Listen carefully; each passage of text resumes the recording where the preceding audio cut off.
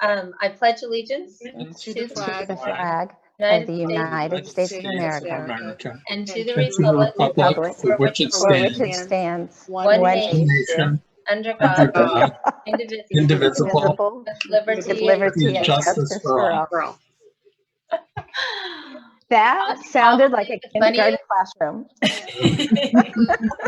I think everybody just saw our stomachs as we were pledging the flag. So that was interesting. So again, there were no closed session actions taken, so there's nothing to report out at this time. And we do have 2 emergency additions to the agenda tonight. One is an update on school closures and a resolution for authorized agents for the bank accounts. So these occur before the approval of the agenda? I'm just Go ahead, mentioning what the modifications are, and now we're going to move to the approval of the agenda. I'll move to approve. I'll second.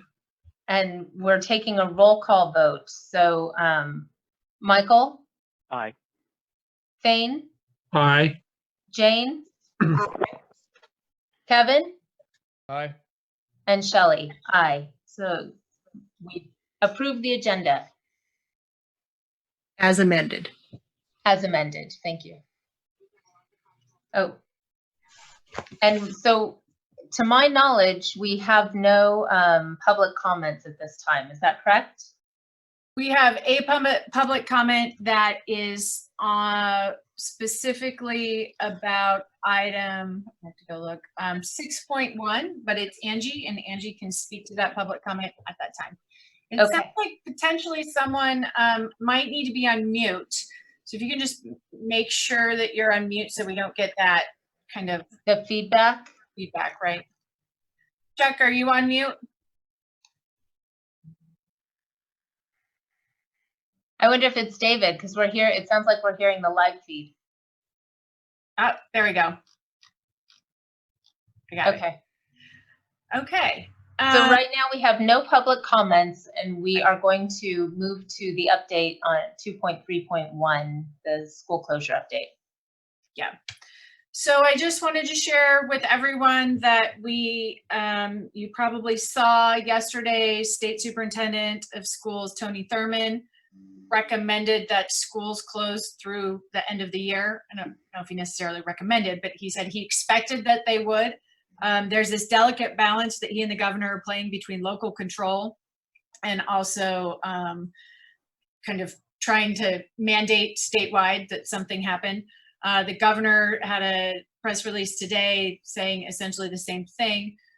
We met with the Ventura County Office of Education and all of the school superintendents, and we are also recommending that school close for the rest of the year. And I believe all school districts in Ventura County will be announcing the same thing within the next 30 minutes. So I just wanted to share that with you. If you have comments or thoughts to share before we make that decision and notify our families. My only comment, I think it's really unfortunate. I would have much preferred that the decision be taken in steps, but I understand it doesn't make sense for us to be the only school district open in the state, so totally understand. I agree. I feel like it's an early decision. I would have liked the decision to wait until April 20th when we see what happens with the curve in California. But again, it's coming from the state level, so I don't know how much choice we have. Mm-hmm. That was kind of the feeling among the superintendents, is that there's, everybody is sad, obviously really sad for our high school seniors and for our students and our teachers. And yet it seems like the pressure from the state is something that we can't really do anything about at this point. There's also some thoughts about, will this continue into the fall? What will we do about summer school? So we're going to send a message out to families tonight And then we'll continue to work with our staff on what does our phase 3 plan look like, and then work on answering some of those questions. What do we do about summer school? What if this happens in the fall and we have to, go in and out of school? What tools do we have to be able to do that and provide continued learning for students? And I'm hoping we can come up with some creative way of honoring the seniors this year. I don't know if that looks like something online, if that looks like doing something over the summer, but I feel for those kids missing out on so many things this year. Yeah, one of the school districts has been asking their ASB students at every high school what they would like, and they're mostly saying they'd like to have a summer graduation. So Cheryl and I talked a little bit about that. If there's an option of scheduling a graduation and then maybe, kind of seeing what happens. I think everybody is going to be in the same boat. Everybody's trying to do the same thing. Everyone wants to honor their seniors and find a way to do that. If it's possible to bring large groups of people together, that will happen. So we will reach out to our high school folks, to our students and our staff and our principals, and see what we can figure out as some options. We have a little bit of time for that, but we will find a way of honoring those students. Sure, even if it means graduation in, the first week of August or something. Right. Yeah, some districts are recommending graduation in the fall, which is hard because kids have gone off to college. So it seems like the best option is if you can find a way to do it in mid to late summer. And I'm assuming, and I haven't asked this question, I should have asked it before, but I'm assuming that our guidance, or not the guidance counselors, but the College and Career Center is still helping students with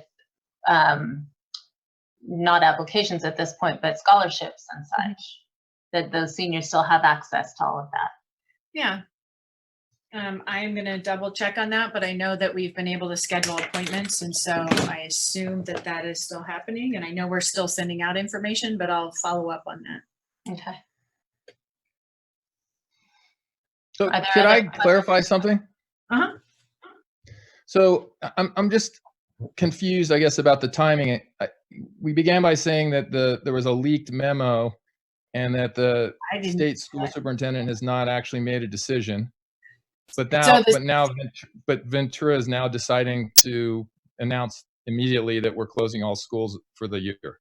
So I didn't say and hear that there was a leaked memo, but yesterday he met with everyone and said that they do not believe that schools will reopen. They actually don't have local control, right? So the state can't really, without, I think, some new legislation, close our schools. But he and the governor both sent out these messages saying, we don't believe schools will reopen this year. So we then met with the county office of education and all the other superintendents and kind of said, how are we feeling about this? The other thing that's happening is Kern, or LA County, Monterey, they're all having these exact same meetings with their districts and are issuing the same schools closed for the rest of the semester messages in the next probably few hours today or tomorrow. So it's really the Ventura County Office of Education that decided. No, all the superintendents meet together. We decide, right? The superintendents decide if we're going to follow this. If we decided that we wanted to be the only district in the county that didn't close schools, we could decide that. No, I think it's more a question of the timing, as Thane said. I'm just not understanding why this moment is when we want to just announce, on April 1st that we won't have school for the next 3 months. Yeah. I think because the timing is being forced by the governor and the state superintendent. Because essentially what I have seen just in messages in the community is they already believe schools are closed, even though that's not exactly what the message said. So for us to not have a message saying what we're doing, I think is confusing to everyone. So it's acknowledging what's coming down at the state level, Right. But we're deciding at this point, the reason for this timing is to let parents know so they have, and teachers, as much preparation time and understanding of what's happening going forward. Yeah, we're asking our teachers to prepare distance learning right now through the end of April. And the reality is it'll probably be, it should be through the end of the school year. So it gives everybody kind of a sense of, okay, this is the reality and this is what we should be working on and doing. And for our families, saying there's not going to be a graduation as we had planned, it'll look different. And to give us some time to kind of plan for that. Earlier, when we were looking at the first closing of the school back in mid-March, there was some issue with respect to, it seemed, the health department and having and wanting to be in sync with them in terms of ADA. Is there anything like that we need to consider? No, they declared the state of emergency. So at that point, and now both the governor and the state superintendent, have said that we're full funded and we get ADA and all of that. So that's all been kind of codified already.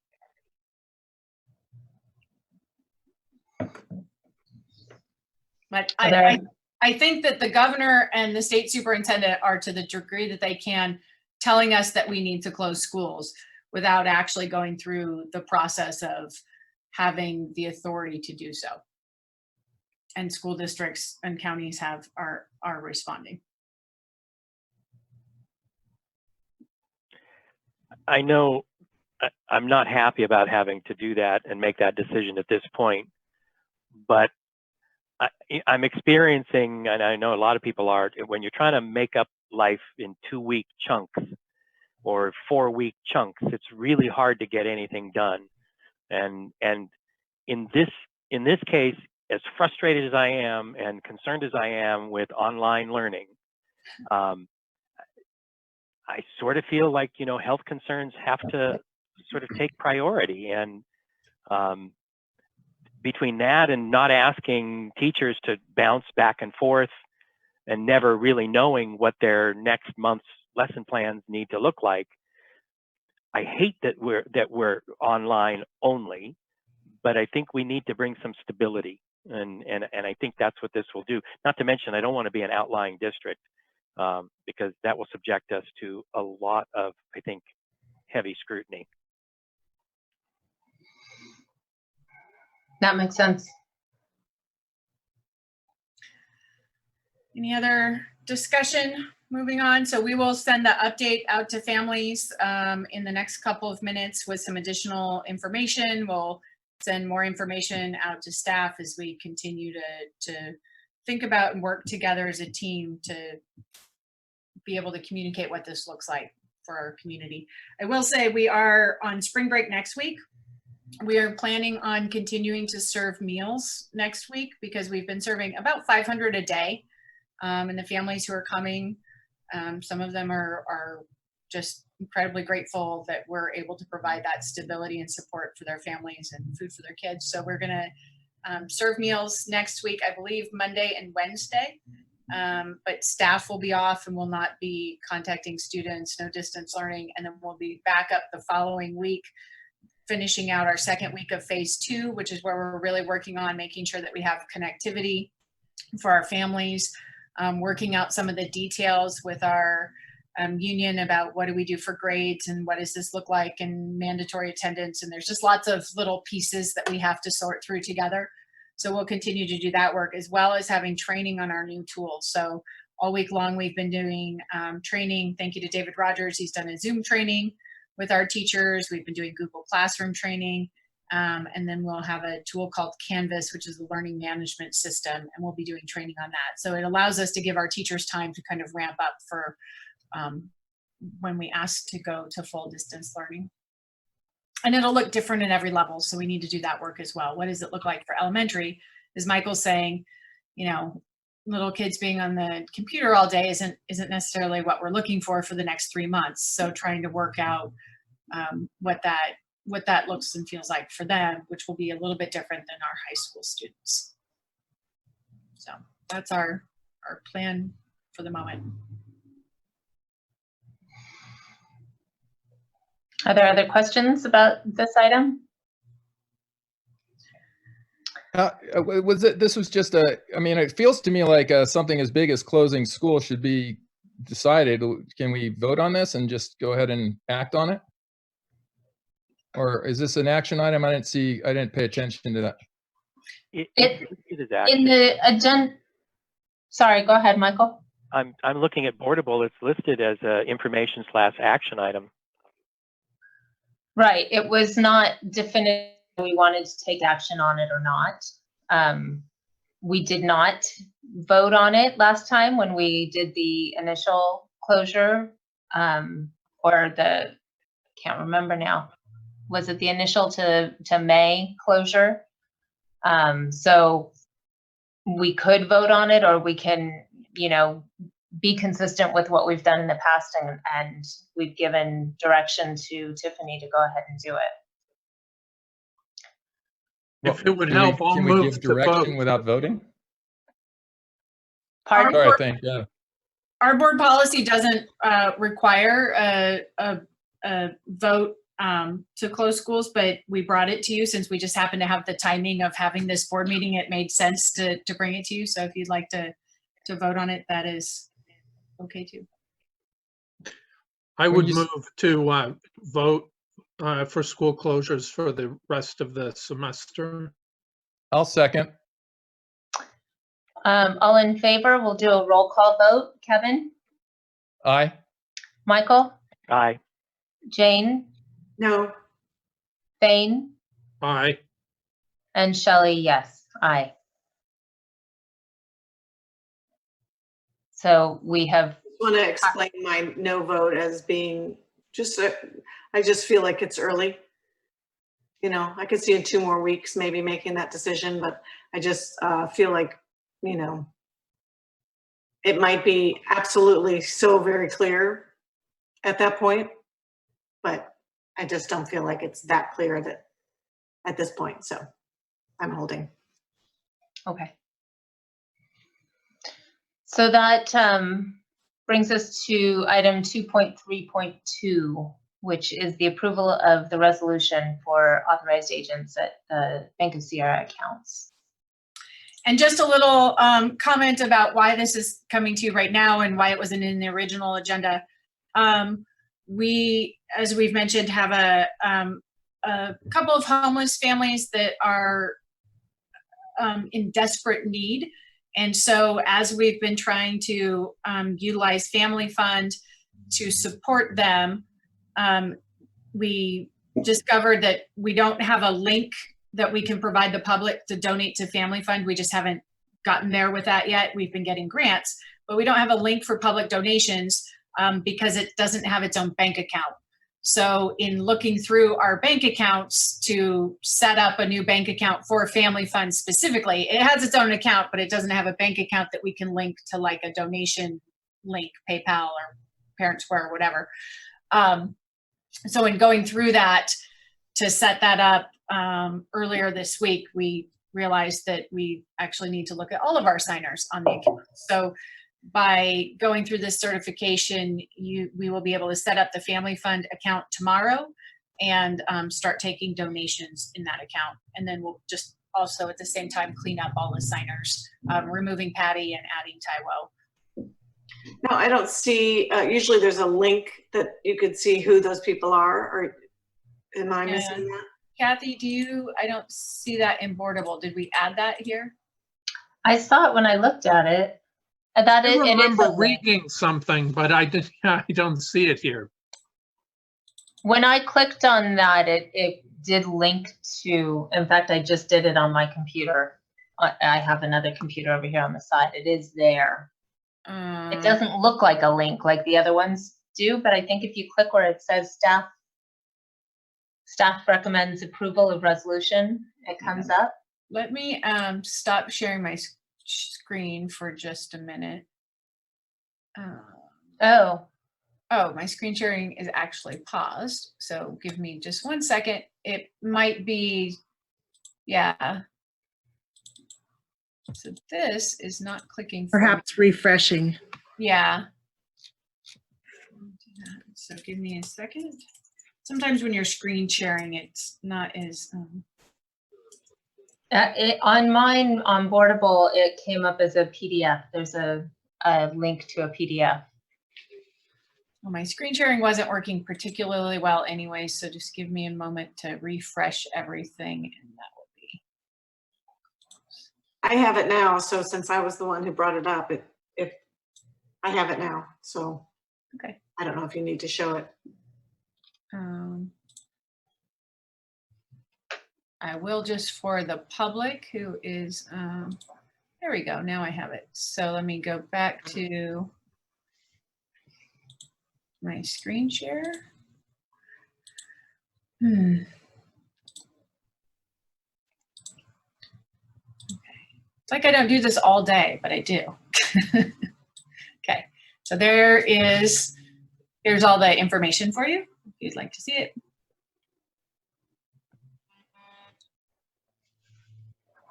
So this is an action item.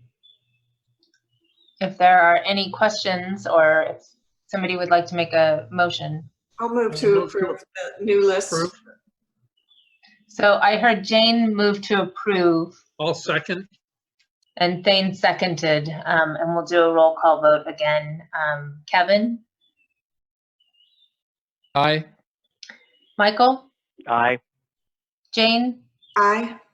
Thane, Aye. and Shelley is aye also.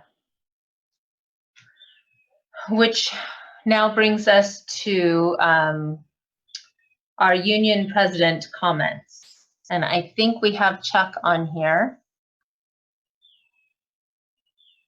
So, yep, there you go, Chuck. Hear me? Yes. Yes. Thank Well, this has really been an experience for technology, but I'd like to start off with the tone. I think the superintendent has done a great job with the classified and all staff and community. The tone has just been so great. I mean, March 13th, we were still communicating at 9:30 at night, trying to make sense of this. And with all the leadership seen throughout our cities, counties, tone has been really important, and I want to thank the superintendent for starting that off. People know that people are important, and it's because the superintendent's actions show that. And I just wanted to start with that. As we all know, things are changing by the hour, by the day. We recognize that David Rogers, Director Dave, this is actually his second major event, and he's done an outstanding job of keeping us all communicating, as this Zoom is an example. And I grew up in the time where we had was he the Riveter? Ideas that we can do it. And if you ever been at that Nordhoff kitchen while we watched Director Julie doing it, I want to thank all of the teachers, the volunteers, the staff, old Jim Hall's, just old stable, just been there for all of this, and just appreciate how much has been put in people, and like this difficult decision that's just been made. I looking at it from the contract standpoint, what is that going to mean as we go forward? But just looking at how much concern and care has been put towards people has made this whole experience not a collective effort, but a collaborative effort and so many levels.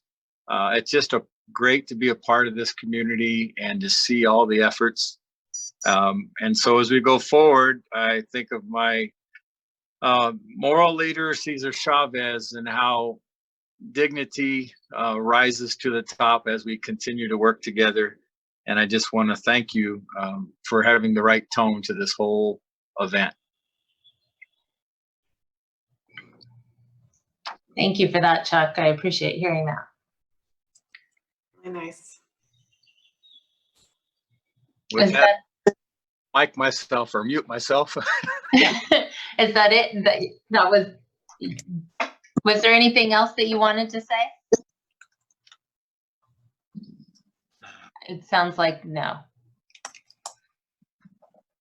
So that takes us to our OFT President, Angie Janassi's report. Hi. I don't know where to look, so I'm so sorry. I talked to a friend today and she said, don't look at the camera, look below the camera, but there's nothing there, so I'm just gonna look.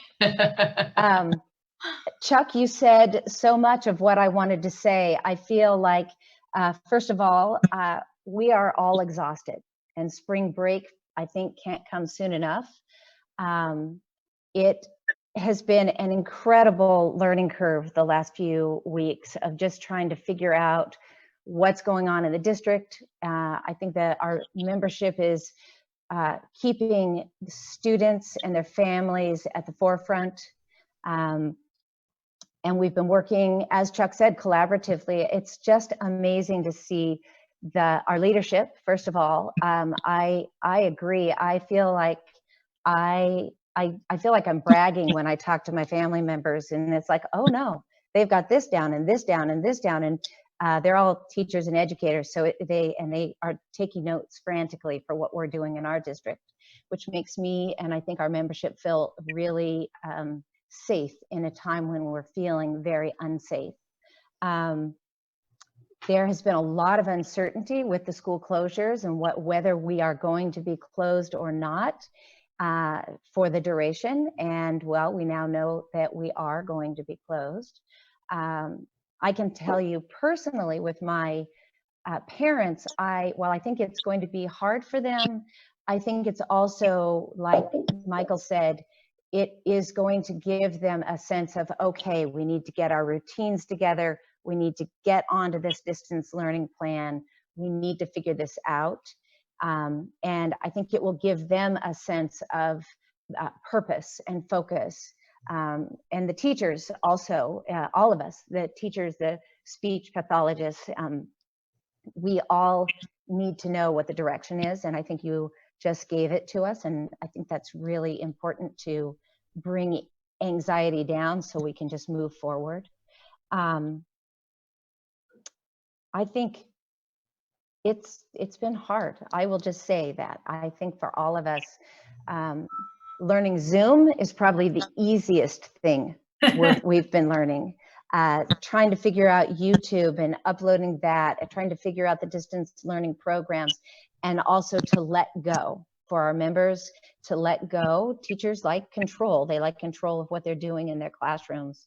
And I think that has been it's a real challenge for us. So I look forward to reporting back to you again, as I always say, because it'll be interesting to see where we're at the next board meeting and where people and how they're feeling. So that's it. Thank you, Angie. Can I just step in a moment and just say, I too wanted to thank Cheryl and Tiffany for this, the 3-phase, all my family that is in education around the country, they were like, oh, I wish we had done that. And it's really, really been helpful to, I think, both to families and especially to our teachers. And I really appreciate that. That was a great vision. Not to brag, but we came up with that, and then all of the other districts in our county started moving to phased plans, and I was like, "Yay, we're leading the way!" So that was nice. We shared that plan over and over again with other folks, and they have their own version of it now. But that idea of giving families time to adjust and not going straight into high stress, high stakes activities, but making sure that we have time to create schedules, have time to get training, have time to do what we need to do before we get straight into the full distance learning implementation, I think has been a relief for us. It's a lot of work, but it's been a relief to know that when we get there, we'll be ready to get there. So, and I appreciate our teachers, especially Angie, for working through all the nuts and bolts of it. It's really complicated. There's lots and lots of pieces to talk through, and we try and put ourselves in the shoes of our students and our families and think, what does this feel like for them, and how are they going to be able to access this? And you know, it takes time to do that. I'd just like to add one comment. I've read several articles recently about how districts and unions were at odds with each other, negotiating how we're going to handle this crisis. And so I'm very proud of our unions Yes. who understand that they are part of this family, and we will argue about lots of stuff, right? But this is one team, and you guys have made it that way, and I'm really proud of you. That's all I can say. Gotta Here. concur with that, yeah. And how smart we were to pick such a great superintendent. Mhm. I'll say thank you. It's a pleasure working as a team. What I've noticed is from other districts, if they don't have a good team, respectfully, it doesn't matter how good the superintendent is. If their assistant superintendent and their principals and their union and their teachers aren't all moving in the same direction, they don't go anywhere. So what's been really nice is that we kind of can set this course and then work together to all row in the same direction. So that's been really nice. And I want to say I have some standing ovations in a moment, but I just want to shout out to our classified staff. Chuck was out there in the rain. Russ Olson was out there delivering meals, handing out meals, driving around. Our bond managers were both out handing meals out to kids. They have really stepped up and made the first priority taking care of our kids and making sure that they're fed and safe. So we could not have done that. And of course, our nutrition services staff has just absolutely been stellar. We couldn't do this without their help. And I hear from other districts about how their nutrition services staff are maybe not willing to come in or are ready to stop serving meals now because they're tired of it. And our staff is here for our kids. So we're doing right by our families. So thank you, Chuck, for your membership and all their hard work. Go team. That was wonderful to hear. Thank you all. So I'm not sure about the rest of you, but I'm getting every once in a while a little bit of feedback. So maybe if you're not speaking, just mute your microphone and let's see if it goes away. And it may have been me. I wasn't muting my microphone either. So just a reminder to everybody. And now we have the superintendent's report. All right.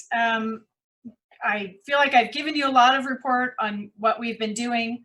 We are working really hard on our transition from phase 2. So on Monday, we rolled out our phase 2 and everybody was good. And then on day 2 of phase 2 Tuesday, everybody was like, what are we doing for phase 3? And so we're working on it, and we are working on doing that collaboratively. So there's a new tool called Canvas.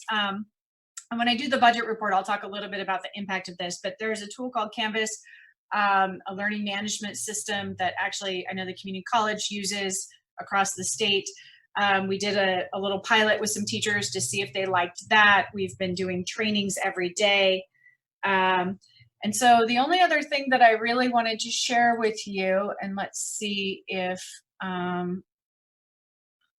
the screen changed. I can't see. Okay. So I want to share with you, since we don't have another way of doing it, normally we would do this at a faculty meeting, but I wanted to share with you some of the standing ovations that have come through this month. So one for Marianne Palmer. She's patient, kind, and caring. She's at San Antonio. She treats all the students equally. One for Cindy at Matiloha, who is amazing.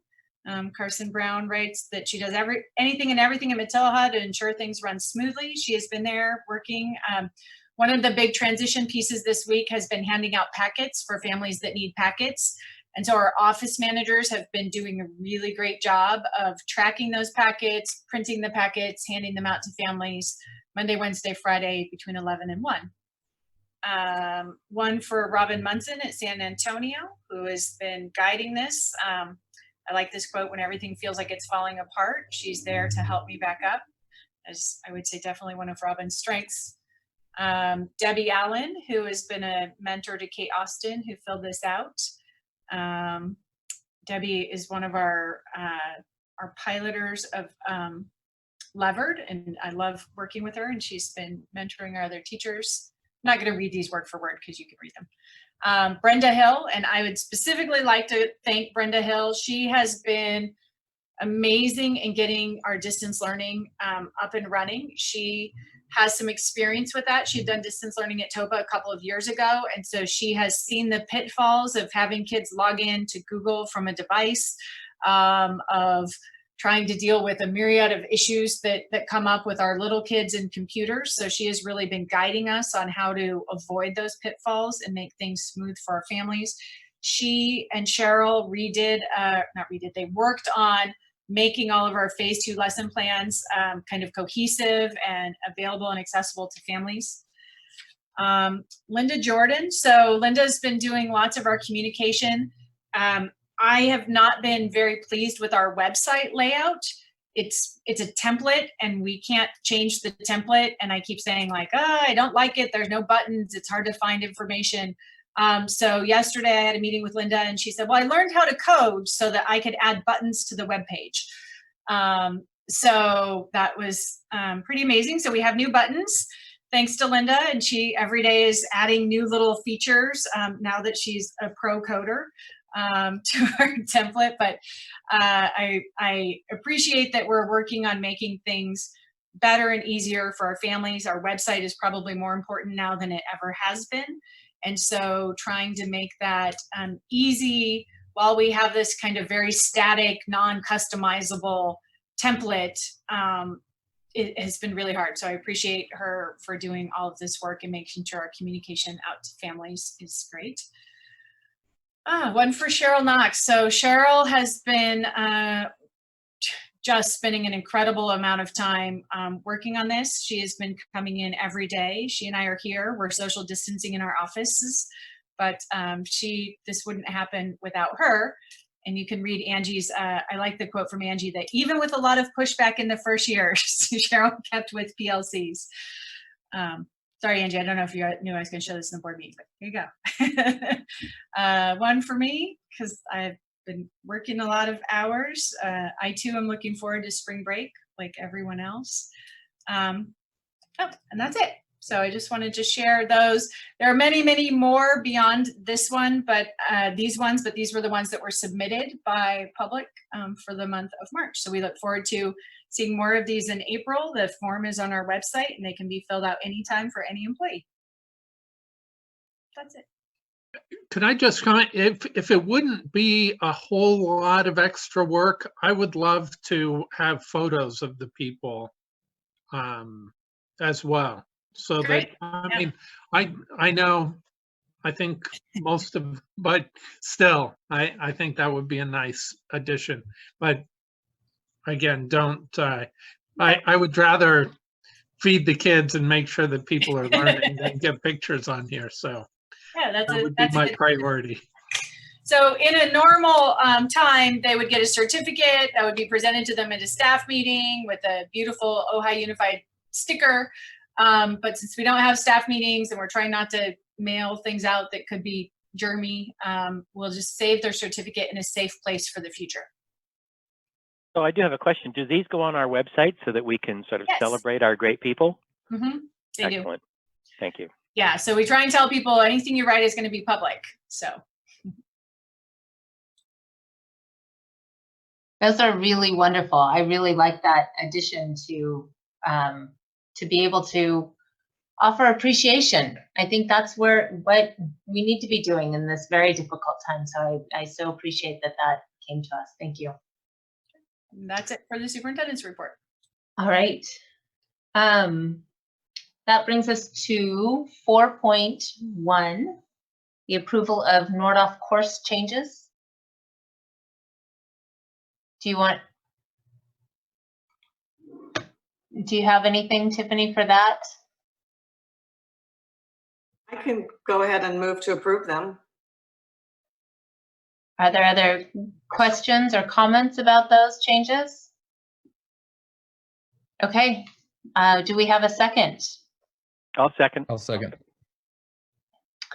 I think I heard Michael first, so we have Jane motioned and Michael seconded, and we'll do a roll call vote. Kevin, Aye. Thane, Aye. Jane, Aye. Michael, Aye. and Shelley, aye. So that passed unanimously. And that brings us to the budget update, and I will let Tiffany tell us about the budget.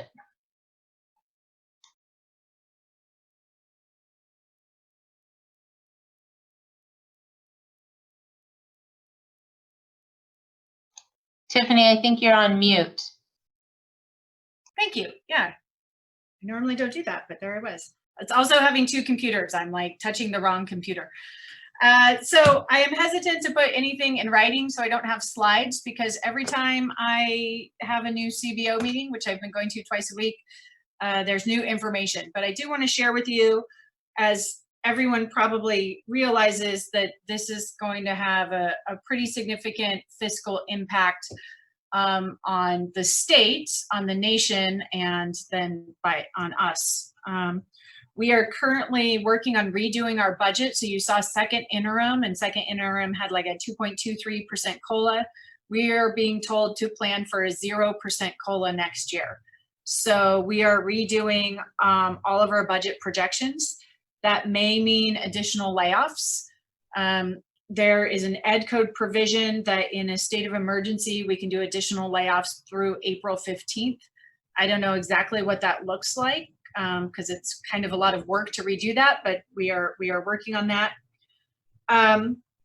So that's kind of long-term looking out. All districts are looking outwards and seeing what is the worst case scenario. We are carefully monitoring our cash flow. One of the things that districts struggle with in times like this is having enough cash, for a couple of reasons.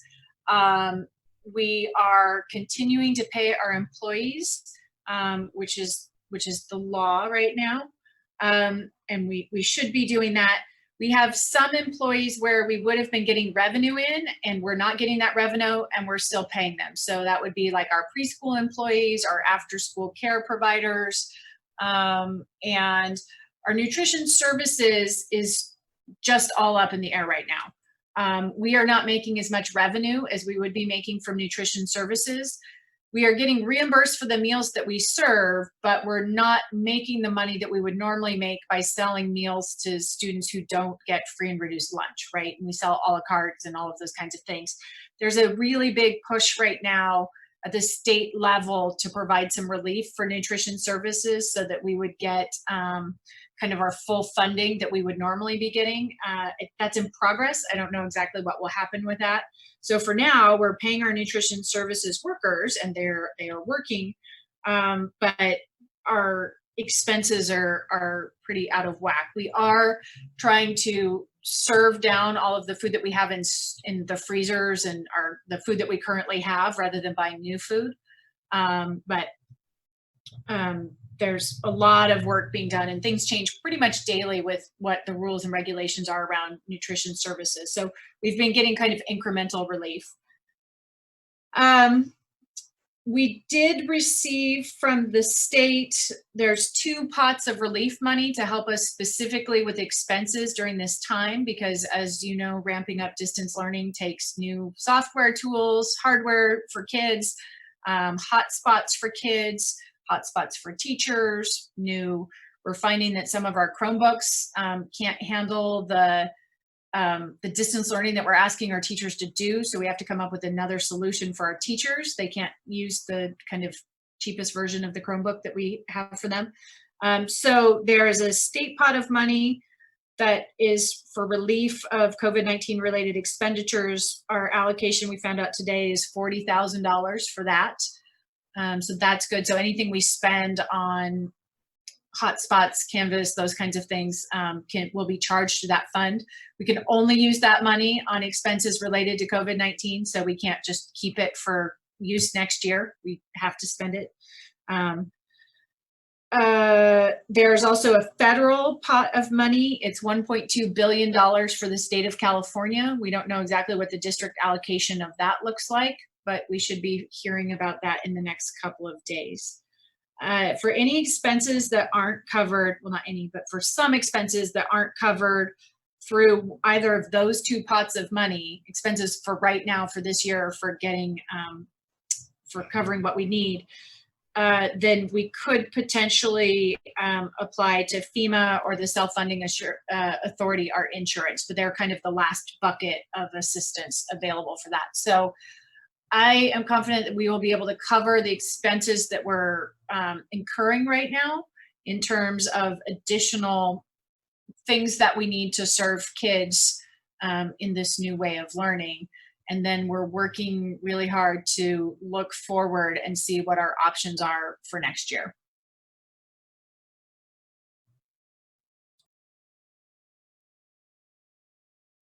When you say that you're confident you can meet the obligations, you're talking about from a cash flow perspective? Because obviously I'm assuming our budget is looking even worse than the $1 million that we were trying to accommodate before today.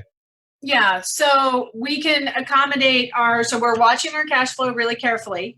Some districts are doing or are preparing to do a TRAN, which is essentially a temporary loan to cover if they need to cover payroll expenses. We're not there yet, but we're watching that. Taiwo and I talk about every other day, kind of about where we are going. The other thing I forgot to mention is that we are, we have some things like field trips where parents had paid for field trips, and it's not right for us to keep their money. So, for example, with the band trip to New Orleans, if we totally canceled the trip, we would have lost 50% of that money, and it's a pretty high, big ticket item. So we are we're refunding parents the money, but we're applying the money that the district had, or the money that had already been paid to the tour company. We're applying that to next year, so there will be a tour next year.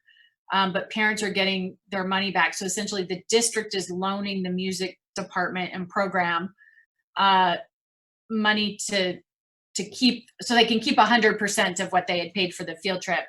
And then as next year students sign up, that money will just come back directly to the district instead of going to the music program. But that way we were able to we didn't lose 50% of the money that we would just have to eat, but also families, who have paid $1,000 or more can have that money back, especially for our seniors, right, who are not going to be able to go on the trip. So there's just a bunch of things like that. We had a couple of CME trips, same things that we're trying to figure out how we can recoup funds without losing them. So Kevin, your question was about, yes, we're watching cash flow. I'm confident we can cover the additional expenses that we're incurring for distance learning at this time with the money that we'll be getting from kind of those three pots of state funds, federal funds, and then potentially FEMA or self-funding authority. So just for these increased expenses that we have at this time. But our budget next year is going to be more than a $1.2 million deficit.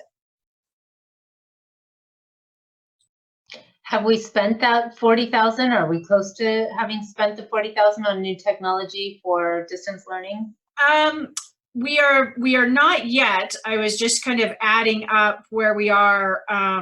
We purchased Zoom, which is a monthly fee.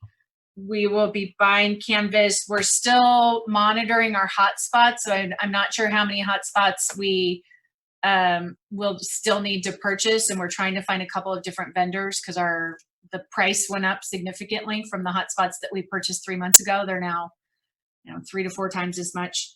And then I'm unsure about devices. So no, we haven't spent it all. Will we spend it all? Yes. And in terms of the effect on next year, that's basically because of the loss of COLA, or is it something else? Yeah, it's the loss of COLA. There are also some districts are looking at what would happen if they didn't get some of the federal funds. I think there will be more information coming out before we bring a budget back to you. So right now, though, everyone is planning on a zero COLA. Has there been any talk about the massive losses that STRS has incurred in the stock market and whether that's going to cause us to have to kick in more? Yeah, there's talk of that. Nobody knows exactly what that looks like. So I'm providing you right now what I know as of today, knowing that there are way more questions than we have answers for. But we're meeting on a regular basis to kind of talk about what it looks like. The STRS losses are concerning, and we will get more information on that as we move forward for sure.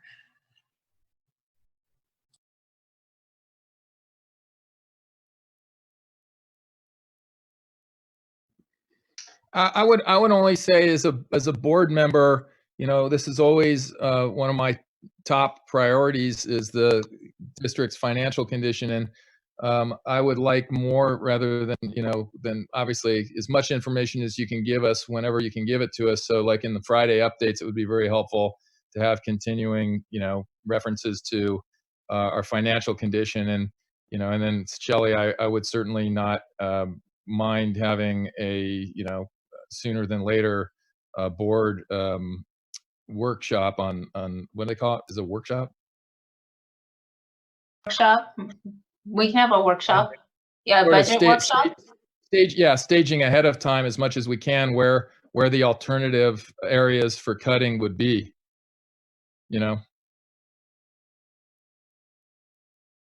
When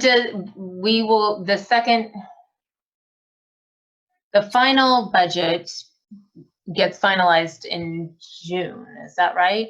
Or is Yeah, it May? and so one of the things is we're working on the budget and we're working on redoing the entire budget, but the state is not going to know things like the Prop 98 total amount of funding. So one thing that happened is obviously we delayed all of the personal income tax, right? And so people submitting their income tax later then means that the state isn't going to know. So we're really not going to know how much money we get, even probably in June. So, I know we want to have thoughts sooner rather than later. It's going to take us still, we were working on kind of having department meetings and going through the budget line by line. We have not done that. We're working on transitioning everyone to working on home and payroll and all those kinds of things. So we hope to pick that up after spring break, and then we're just monitoring information as it comes out. But honestly, the state is a lot of what we have to do has to wait for the state, but we are thinking about where we could make additional cuts, what that looks like, staffing. One of the other things that we have to work on is transitioning to online enrollment probably at our elementary schools so that we'll know how many students we have, because our traditional method is to walk in the door and register, which isn't really possible right now. So there's a lot of kind of moving pieces of this, but I'm happy to give as much information as we have anytime I give an update. But if we were to do more layoffs, that would have to be done in the next 15 days? No, we have until August 15th. Oh, I thought you said April 15th. I may have said April, but I meant August. Okay. I'm not sure. And so for next year, it sounds like we have to assume a zero COLA, if not more than that. And so we'll have to look at the budget again sooner rather than later. So it makes sense that it may require a special meeting to. It will. I think if we can get through registration and we have a better sense of enrollment and registration at the high school, that would be very helpful to have that information before we do next steps. But it's a high priority. It's coming. When is the deadline for students to register? There isn't a deadline at this point. We're just reaching out. So we opened registration on Monday, and then we'll reach out student by student by student until we get through all of them. Just a thought, if there isn't a need or desire to have special board meetings or workshops, we might have more flexibility having video conferences, while we have the latitude to do that. You know, maybe it would fit in with everyone's schedules better. I don't know, but I'd be willing to do it if there's a need. All right. So it sounds like, yeah, we're all very discouraged by the numbers and it's very concerning. So we'll try and schedule that or get as much information out and have those discussions. Were there any other thoughts or questions or items for the budget? If not, we will move to 5.2, which is the measure update. All right. Well, thank you. I know Alan and I are thankful for these special meetings because it allows us to add a few more things to the agenda every time. And we are definitely ramping up. We were ramping up before with the anticipation of possibly being closed for the rest of the year, and you know, that's a reality. Kind of gives us a nice large window to do quite a few projects. So you'll see on the update, we have initiated a bunch of projects regarding the football field, bathroom remodels, all the student bathrooms at Nordhoff. On the agenda tonight is the summit roofing, as well as obviously the administration flooring replacement at Nordhoff. We've already kicked off the pool repairs, the DO gate, the roofing project at Nordhoff. We are starting next week, so which was slated to start over spring break anyways, but the benefit is now we can just kind of roll straight through, weather permitting. The only caveat to that is the cafeteria is supposed to get a new roof as well, so that might wait till summer, obviously. But things are rolling. So I'll let Alan kind of touch on the middle of the current projects and the punch list and the library and everything. And then at the bottom of the list, you can see on the agenda as well, we have, or on the update, a lot of projects in the hopper. So we anticipate having more for you as well on the 22nd. The F-wing at Nordhoff, that F-wing drainage, which actually isn't even listed on here, is coming to you guys at the end of the month as well. So that's an exciting project. So that's that. Alan can touch base on the Nordhoff quad, the library, as well as the Matilaha Dining Hall. Okay, well, let me start with Matilaha and the gym project. The last few things on the punch list basically come down to labeling of the fire alarms and some of the fire alarm devices. And we couldn't get into the locker room this week because we're redoing the floor in there that we approved last month. And as of today, they've got the first coat of red on that floor, and they'll do one more coat on Friday, and then that'll be complete. We also started on the framing on the kitchen. So now as you drive by Ojai Avenue and you look towards the kitchen project, you'll actually see structure above the construction fencing. And things are moving along nicely there. Then going over to Nordhoff, we have, as Adam mentioned, the F-wing, that's out to bid right now on that paving project there at the drop-off zone. And let's see, at the library, the framing is going on. The roof has been being taken off. We're going ahead on schedule or above schedule for the library project there. Adam and I did some discussion today with the architect and the supplier for the furnishings, and so we're dialing in the final counts on all of those things, and then we're going to be going to our design team and Tiffany with discussions about the actual texture on the furniture and what color it'll be and things like that. We're almost ready to do that probably next week. Then at the quad, there are only a couple of things really left to do there. One is the trellis that's being manufactured off-site, and that is going on, as well as the handrails for a set of stairs there in that corner of the building. So it's been a long, slow process, but I think we're coming down to the short strokes on it. That's it, I think. Ellen, I'm sorry, can you tell me what's the F-wing work at Nordoff? Yes, at the F wing, there was a drainage problem right by the drop-off zone. And whenever it would rain, it would kind of flood on the northeast corner of that building. And so we're going to be removing, excavating dirt, resloping everything, installing pavers, installing safety seat wall benches on the L there from the north side of the F wing and also the west side of the F wing. And then we'll also be excavating a center rectangle on the south side of that building that the Parent-Teacher Association is going to take care of that and install DG, and that's going to be in their scope. But our scope is really paving and the safety seat walls at the drop-off zone. We're also going to be installing a Nordoff logo that's embossed into the pavers on the corner.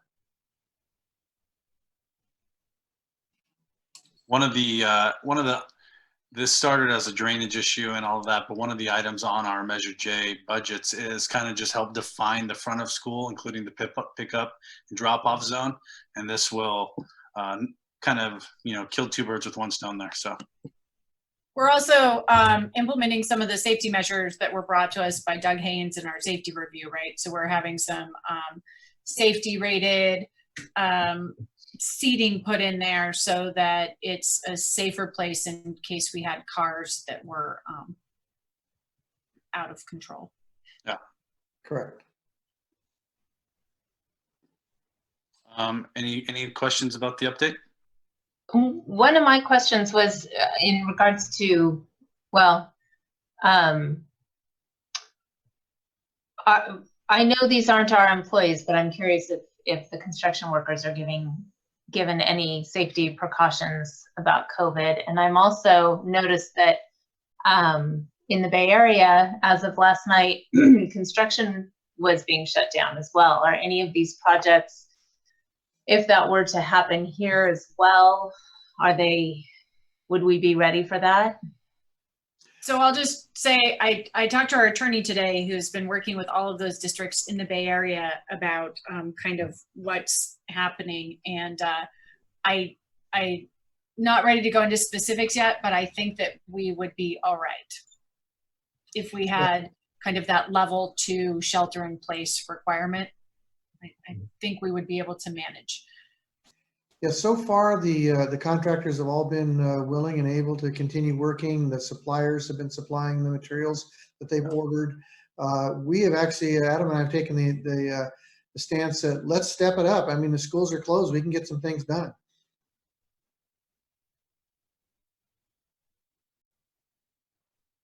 And I totally agree with that part of it. I just want to make sure, we're doing what we need to be doing for the safety of the workers as well. Mm-hmm. Mind you, they're not our employees. Right. But, so we don't have as much control over that. Yeah. Were there other questions about Measure J, any of the Measure J projects, updates? Then it looks like that takes us to 5.3, which is the approval of the roofing replacement and wall repair contract up at Summit.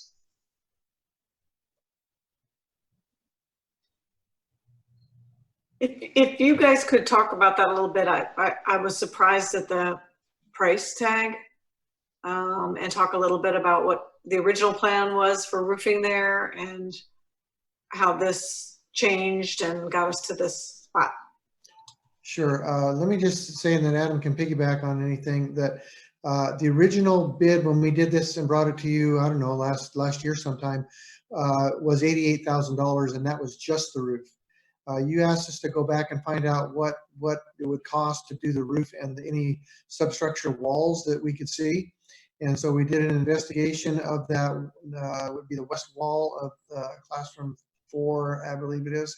So we included that. We actually exposed part of that wall so you could see the damage. We had the contractors do a job walk and they saw the damage, and we said, you've got to fix all this. So the $100,000 that L&L is bidding does include the wall repair as well as the roofing. And there was always a district supplied cost for the roofing materials, which is estimated at about $45,000. So we mentioned that, but it's not part of this contract. The other side of it, when we did the job walk, I mean, there were about 6 contractors that, that came and looked at it, but only 2 bid it. And the one that was the low bidder actually withdrew his contract because they were not certified to install Garland roofing materials.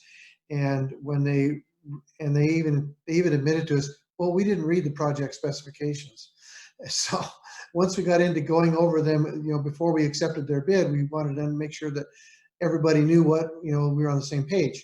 And so once they understood really what the job was, they withdrew their bid. Thank you. And actually, in hindsight, the wall, including the wall in this, kind of weeded out some of the contractors. So it was kind of nice because we ended up with L&L, who's actually, one of our better contractors that we've worked with for all the roofing projects. So that was actually kind of nice in the long run. And I'm still not sure if I'm understanding. There's essentially 2 buildings up at Summit, right? And is this roofing for both or just the one that had the wall damage as well? It covers both. It covers both buildings. Correct. Okay. And the scope is to, just so you guys know, the scope that we put in was actually to bring the wall back to the DSA approved standards. So, based off of what we saw and what the contractor saw, this is what they bid. But, as you open up more of that wall, it could, go into all kinds of issues. But the scope that we put in was broad for that reason.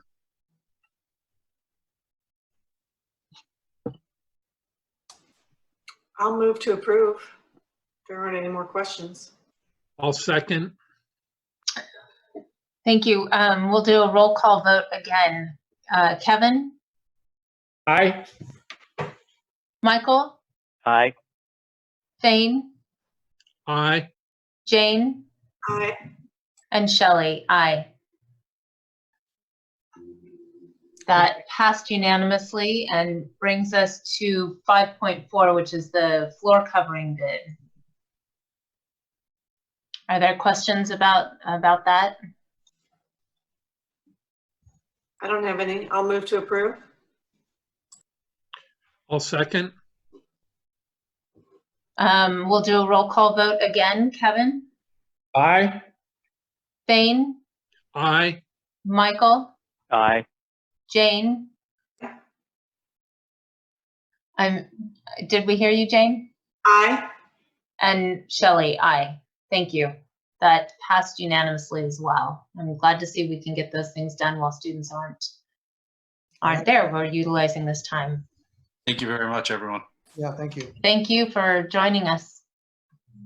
Now we have 6.1, which is the handbook, governance team norms and protocols.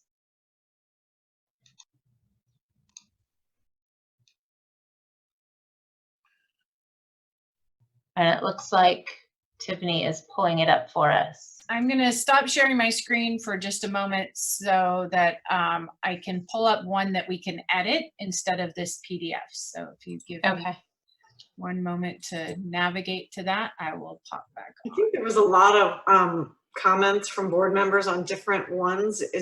Should we go through number by number? And yeah, I think so. Before we begin, I forgot that there was a public comment for this item. There And is. so we're going to take public comments first and then have board discussion. So I think Angie is still online and has a comment on this item. I'm back.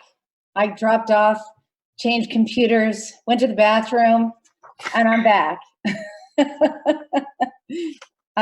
Yes, I do have public comment. So I submitted this because I didn't know how this was going to work on Zoom. So what I'll do is just go ahead and read what I wrote, if that's okay. Are you ready? Okay. Dear school board members, in reading the school board agenda this afternoon, I saw that there's an agenda item discussing the board governance handbook. And specifically, I saw that under updates and information to the board, hiring committees was highlighted. I am assuming that this has been highlighted because it is to be discussed at tonight's board meeting. I have very strong feelings about this item, but also about school board members being part of administrative and/or staff committees in general. I've been a public school teacher since 1988 and a staff member in Ojai Unified since 1993. I can say that only in the last 4 years have board members been included in committees. I respect all of the board members very much, but I must say that I don't feel that it is appropriate for them to be included in staff committees. Staff committees are just that, staff committees, whether they are curricular, calendar, or for hiring purposes. When a school board member includes themselves in a committee, they ultimately undermine the input and decision-making of the staff. It may seem like a silly idea, but in my position as the Federation president, time and time again, I've had members be unwilling to write to the school board or speak out because they are afraid of the repercussions that the school board might bring upon them.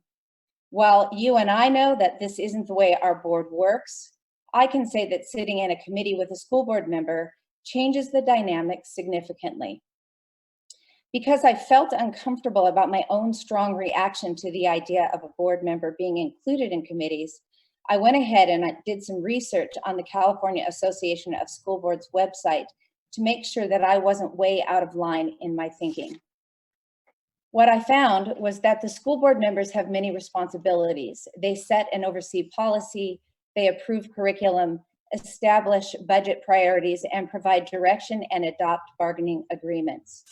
They are also responsible for understanding the distinctions between board and staff roles and refrain from performing management functions that are the responsibility of the superintendent and staff.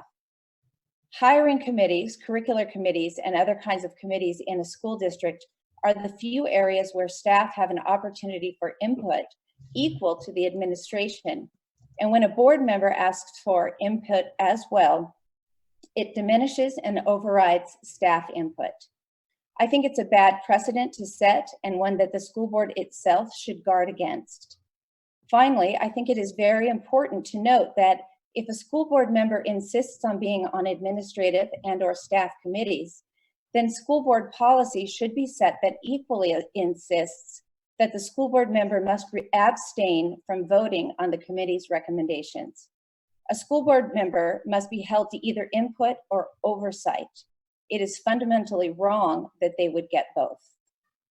And I want to make sure that you understand this is me speaking as a staff member, not as a union president.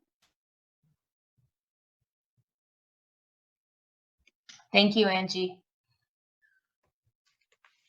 Jane, I missed what you were saying before, and to my knowledge, anybody can correct me if I'm wrong, but I think that's the only public comment that we have. That is, yes. Okay. Jane, it sounded like you had a recommendation that I didn't hear. Do you want to restate that? From what I understand, there was different board members commenting on different pieces of this, and it was hard for me to keep track of what those were. So I was hoping we could go through number by number so that whoever had those questions could actually bring them back up again for discussion rather than just having them in email form.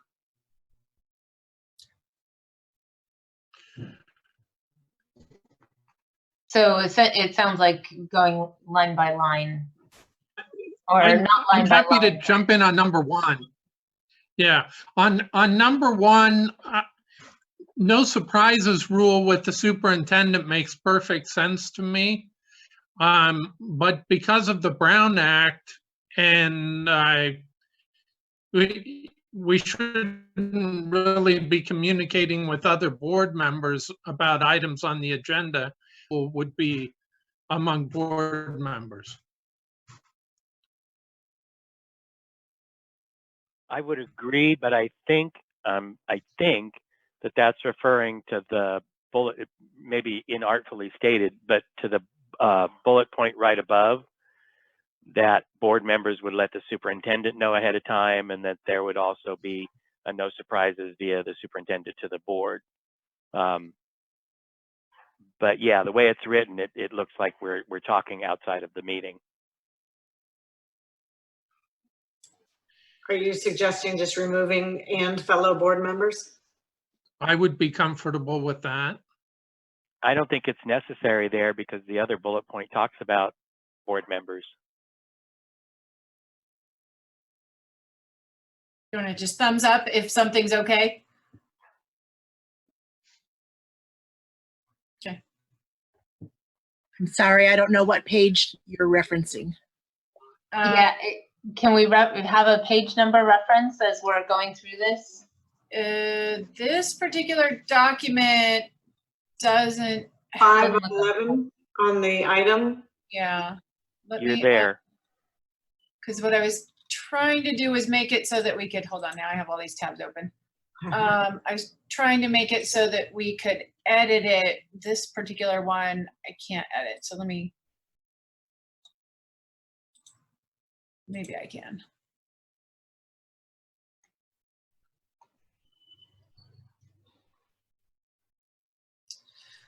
Okay, so now you'll be able to, we can talk about the exact page number that matches the, maybe, I don't know, it's funky.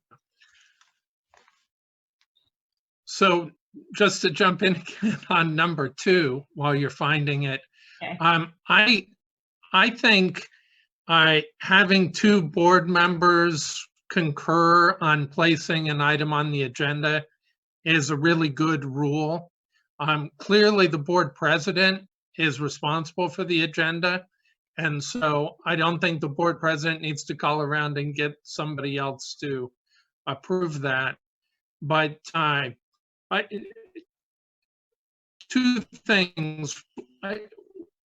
We're really people who I consider to be really good and reasonable, and I think that there's nothing on the parking lot that 2 board members wouldn't agree to.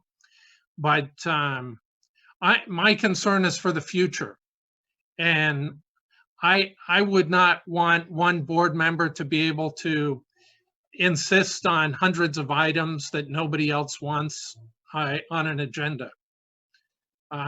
And what's the point of talking about it if at least 2 people don't want to talk about it?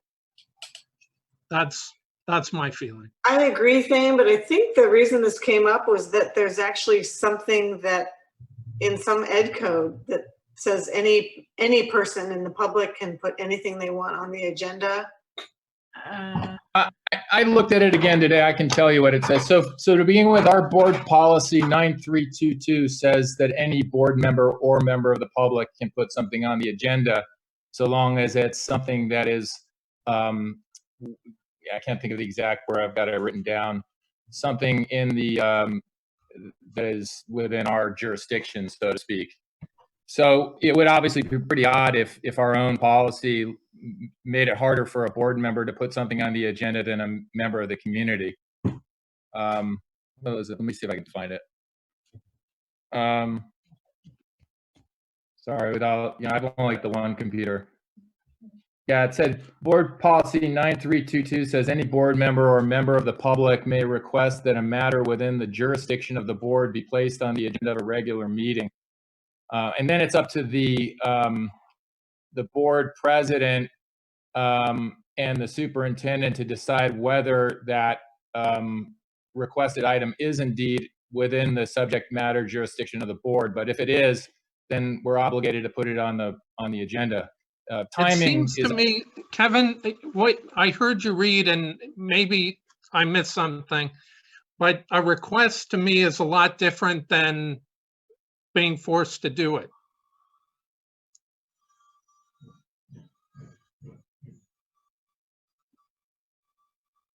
I'm not sure. I'm not sure what you mean.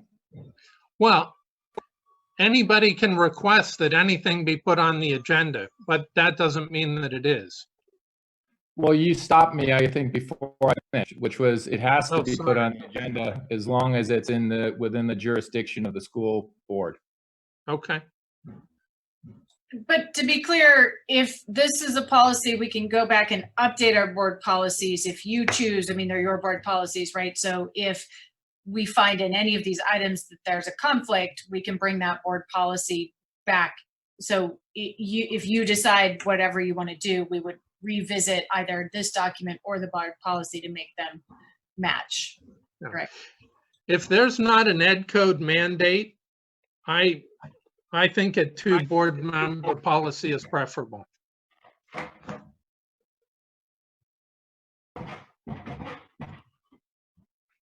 But another thing I'd like to add to this is that, and you're used to this with me. Now I'm going to argue the other side of it. Being able to ask for it to be on the agenda is one thing. Actually getting it on the agenda is another. We've had things in our parking lot probably for over a year that have never made it on the agenda. That's been my fault in the past, just prioritization. If we're meeting for 6 hours already, how many more things do we need to add? But I think we should have something about getting things onto the agenda that board members want on the agenda. So in terms of the ed code, it's 35145.5, and it said, it is the intent of the legislature that members of the public be able to place matters directly related to school district business on the agenda of school district board meetings. And then most, as I understand it, most school districts have come up with policies like the one we already have that basically says, yes, if you're a member of the community, you want something on the agenda, and it does, and it is within the jurisdiction of the district, then it will be put on the agenda, not necessarily at the time of your choosing. And then there's also the question of, is it an information item? Is it something that's already sort of on the agenda or something covered by something else? And those are subjective questions that obviously have to be, can be answered by the superintendent and the board president. But I think we're wading into an area that does have some restrictions in terms of, we certainly couldn't just decide there's a new policy that certainly like members of the community couldn't directly put things on the board, at least through that process. Right, makes sense. And it also, if we don't strike the 2, I totally get what you're saying, Thane, but I wonder about, for example, just tonight, we put 2 items on the agenda. Usually we set the agenda with, 2 board members, but emergency items do come up, and I wonder how that would play out if you had to Well, have. like I said initially, I think the board president should have the ability to put anything on the agenda. But Kevin's got the documents. I'm not going to disagree with that. I think, I will say it's also consistent with my own, at least, kind of transparency, openness, letting the community be involved kind of ideas.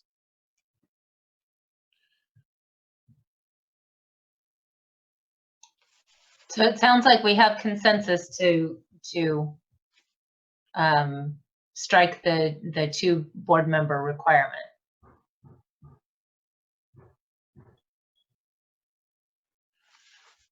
Yeah, I mean, I kind of agree with Thane. It does seem weird if nobody's going to make any motions or even be interested in it, that staff would be spending time on it.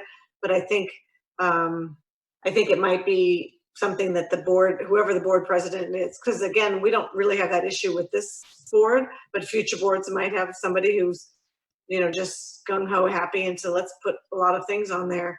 And I think it would be up to the president and the superintendent at the time to, curtail too much of that. Just because they have the right doesn't mean that they wouldn't maybe listen to thoughtful opportunities not to do that. Let me try this. What if we say, if the president determines the item is within the scope of the board, he, she will, like, would that work? So that way, essentially, you have a one board member plus the president kind of is the checks and balances there? Which is kind of referring back to that language that Kevin had. I'm comfortable I with don't it. like that. I think it pits the president potentially up against another member of the board, and especially given our, the presidency. I mean, it's a position that rotates. It's not a position that we choose substantively every year. So I would not be comfortable with that. What would you have other recommendations for how to write this particular part right here? Hold on. Unfortunately, your picture. Okay, there's the. Just to throw something in, if we're going to stay compliant to policy, the policy actually says the board president and the superintendent decide whether a request is within the subject matter jurisdiction of the board. Right. So that's also in the existing policy. Yeah, but Kevin was talking about assuming it is, that the president doesn't have the right to say, no, we're not putting this on there. And I tend to agree. It's not a position that, it just rotates. So you have no idea what future presidents, you have somebody who's really a power hungry person, or I think it. So we don't want to include that line of language that's in our current policy? Right now it says if the president determines two members agree on the item, he or she will refer it immediately to the superintendent for inclusion. So we've removed that because it says two or more members. Right. But in the ed code that you were reading, Kevin, it did talk about whether the item was within the jurisdiction, or I forget the exact language. Who makes that determination? It's actually in the policy. It's the superintendent and the president together. It's not the president alone. Can you read it to me and I'll just type it in here so we can see it? It basically says the board president and superintendent shall decide whether a request is within the subject matter jurisdiction of the board.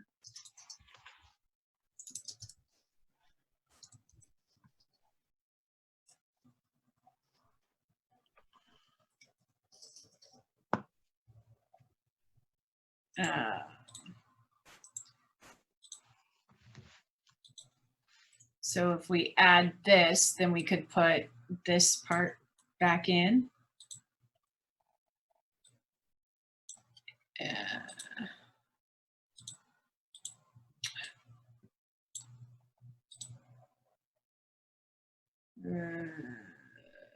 How do I unstrike through? Strike. Oh, I just did that and it didn't undo it. Let's try. Oh, there you go. So instead, would we want this, which is straight from our board policy?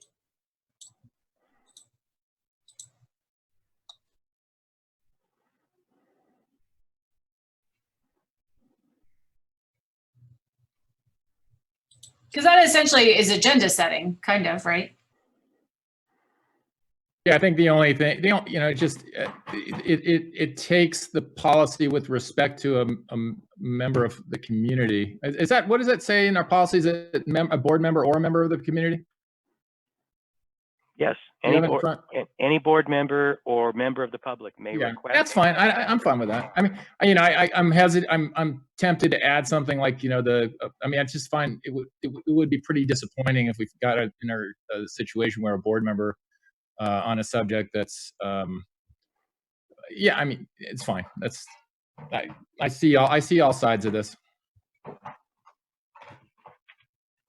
Yeah, I mean, what are you thinking, Kevin? Like, it shall not be unreasonably withheld, something like that. Yeah, or like in the event of a dispute regarding that you could always bring it to the board for a vote, that your fellow board members ultimately could you and the board as a whole could make the determination. But it's a lot of inside baseball that I don't think is going to be. Yeah, practically speaking, I think the bigger issue here is these items are going to be delayed forever. And I don't know how we get around that. So Thane, one of the things that we've been trying to do in the parking lot is move them into, because some things are, so for a year we had dual immersion on the agenda, right? So for me, every board meeting, I would look at the parking lot and say, okay, we're not ready, but eventually we came to you with a report on dual immersion. But it's it's kind of a process. So we've been trying to, in maybe 3 months ago, we redid the parking lot so that there's kind of a in progress category where we would bring an update. To be honest, I didn't look at it for this board meeting because it was a special board meeting, but we've been trying to kind of categorize so that you could look at that and know where things are. Yeah, But that way they don't sounds good. fall off the radar. Yeah, I'm complaining, but like I said, I'm as guilty as anybody. You know what I would consider doing? I would take all that new stuff out and just say, if there is at least one board member who wishes to place an item on the agenda, it shall be placed on a future agenda in a timely manner by the superintendent, comma, subject to the provisions of board policy 9322. And then it loops it back in that whole provision about, jurisdiction, and then just cut the whole thing until you start with these items will be tracked in the parking lot.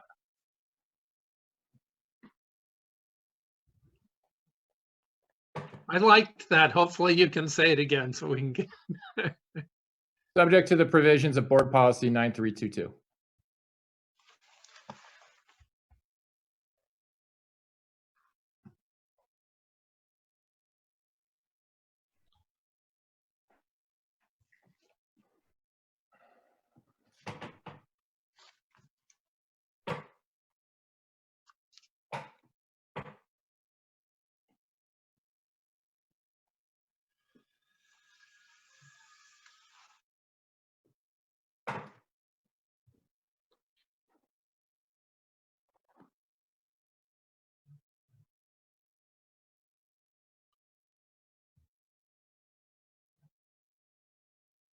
So does that look good to everybody?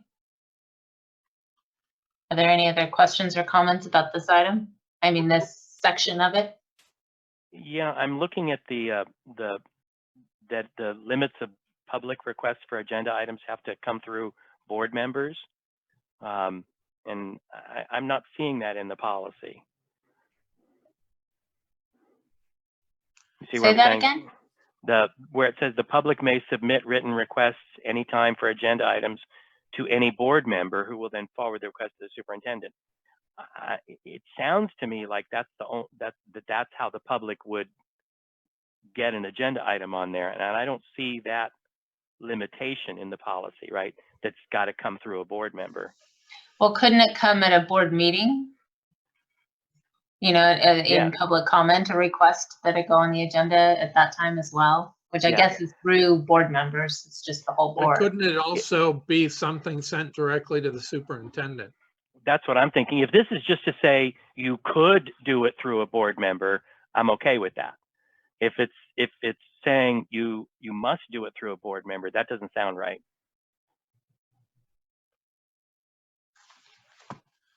I would consider just cutting that out. We already have a board policy on it. I mean, why do we need this? Right. I mean, it does say requests have to be, yeah, we do. It's, again, we're rewriting. Yeah, I like that idea.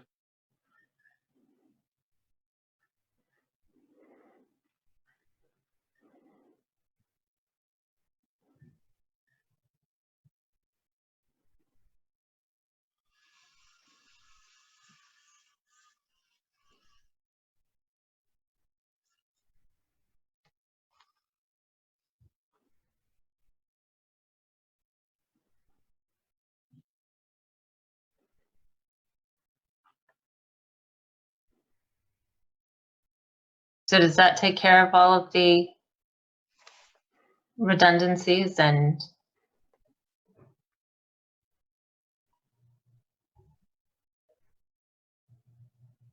Looks good. Yeah. My next comment is on 5. I don't know if somebody has something before that.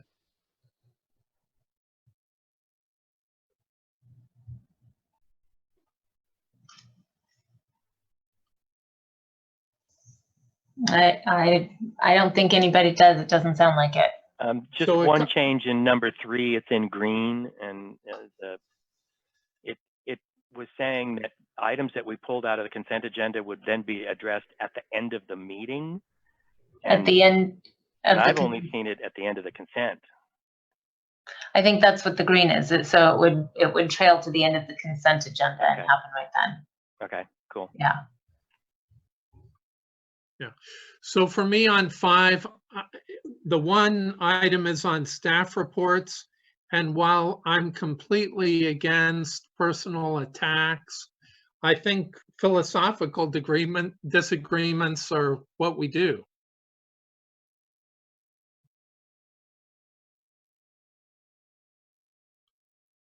I agree.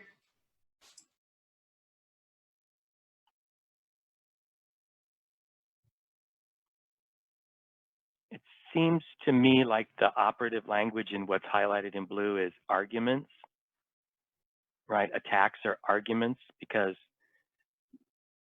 we shouldn't be arguing with people, especially, well, I don't know. That's a slippery slope. Never mind.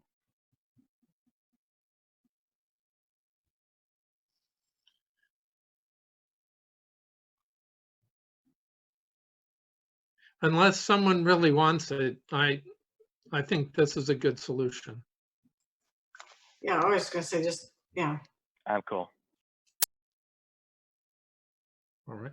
Then my next one is on abstentions. I read the bylaw 9323, and my reading of that did not say anything close to what this is saying. I agree. One of the reasons for abstaining is that you're not agreeing. I mean, it's not like, oh, instead of, I mean, there's a point to abstaining. It's right. It's not to put your vote in with the yes vote. Exactly.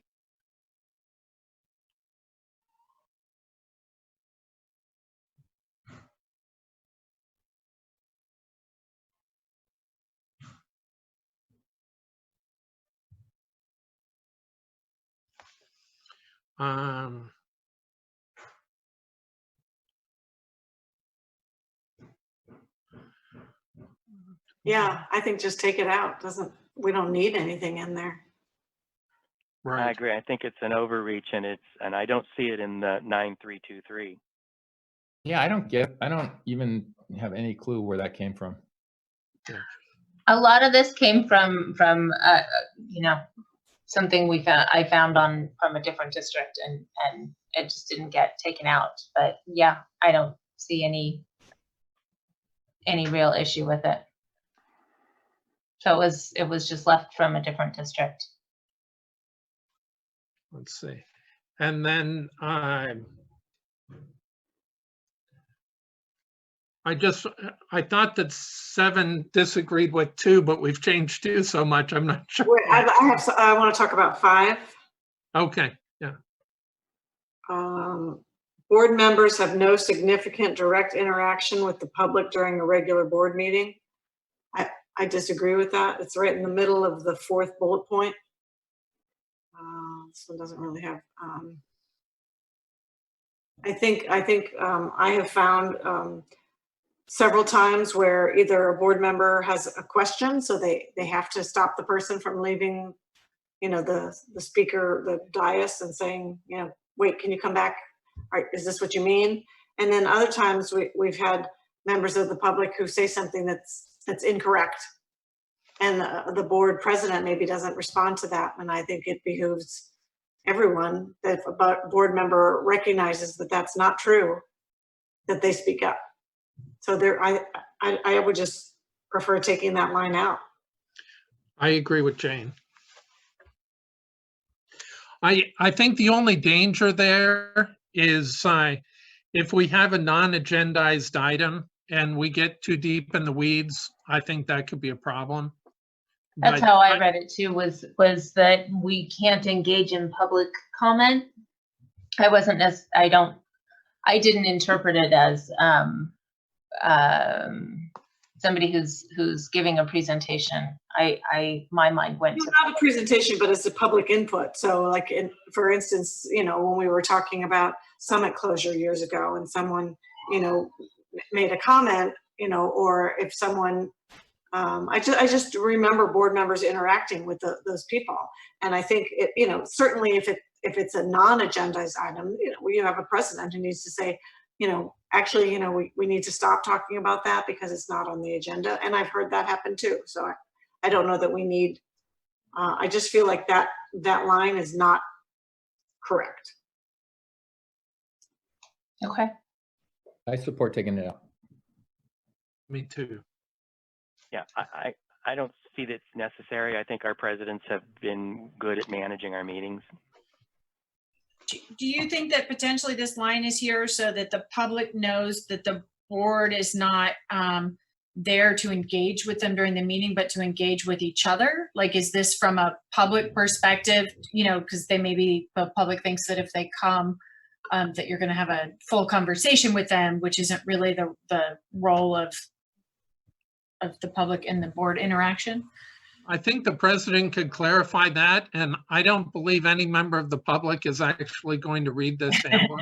So, On the other hand, and you know, if you look at the exception right below that paragraph, it's already there. We've already said that more input may be helpful, right? So it's like, what are we actually saying? Yeah, as to your point, Tiffany, I think the board president usually does a good job, probably safe for me, of making that clear. I know I can just hear Jane saying to somebody, you know, and you understand that when it's not on the agenda, we're really not able to engage it, but thank you for your points. And I think we were pretty good about that.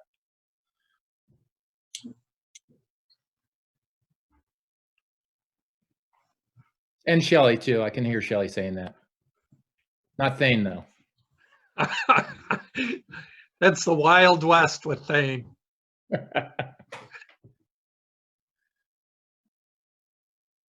Okay, next one. Yeah, can we just look at 7 again together, just to make sure it doesn't conflict with 2? Yeah, and I just want to, I don't have a problem with it, but I just wanted everybody to check on number 6. The second, if board members will not submit information requests directly. Okay, never mind. I was thinking it's like, well, sometimes a staff person is talking and we ask a question, but I realize now that's submitting a question. So never mind.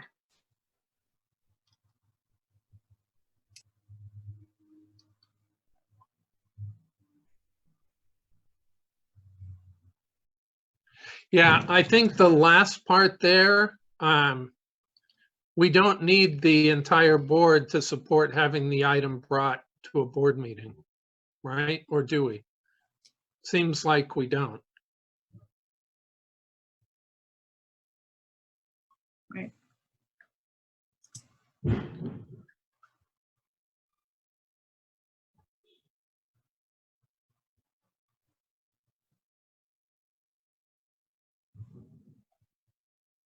I would agree that that seems inconsistent with saying board members can put things on the agenda. Except that that's saying action during a board meeting. I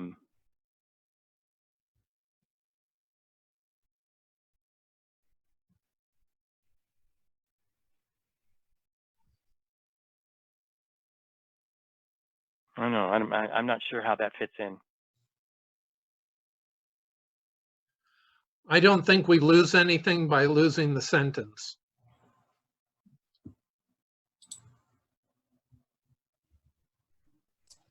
I'm fine losing the sentence.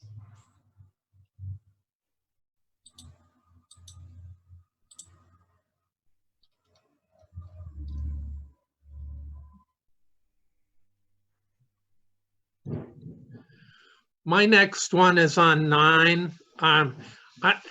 I think I've said before, I'm not even wild about having this as a secondary document. I'd rather have it all in the policies, but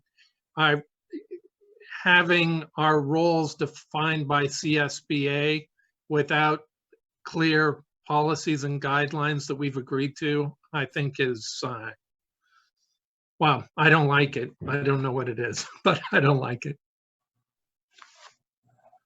It would seem more specific to say as defined by this protocol document. right? I mean, these are the protocols that we're agreeing to work by.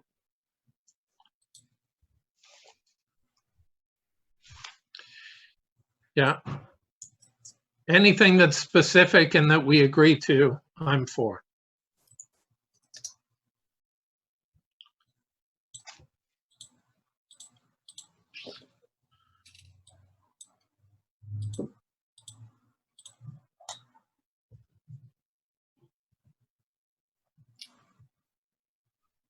That's okay.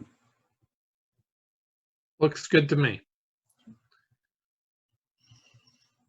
Yes. Next Well, one. you can tell I've read this document anyway. That's what I was trying to convey. Item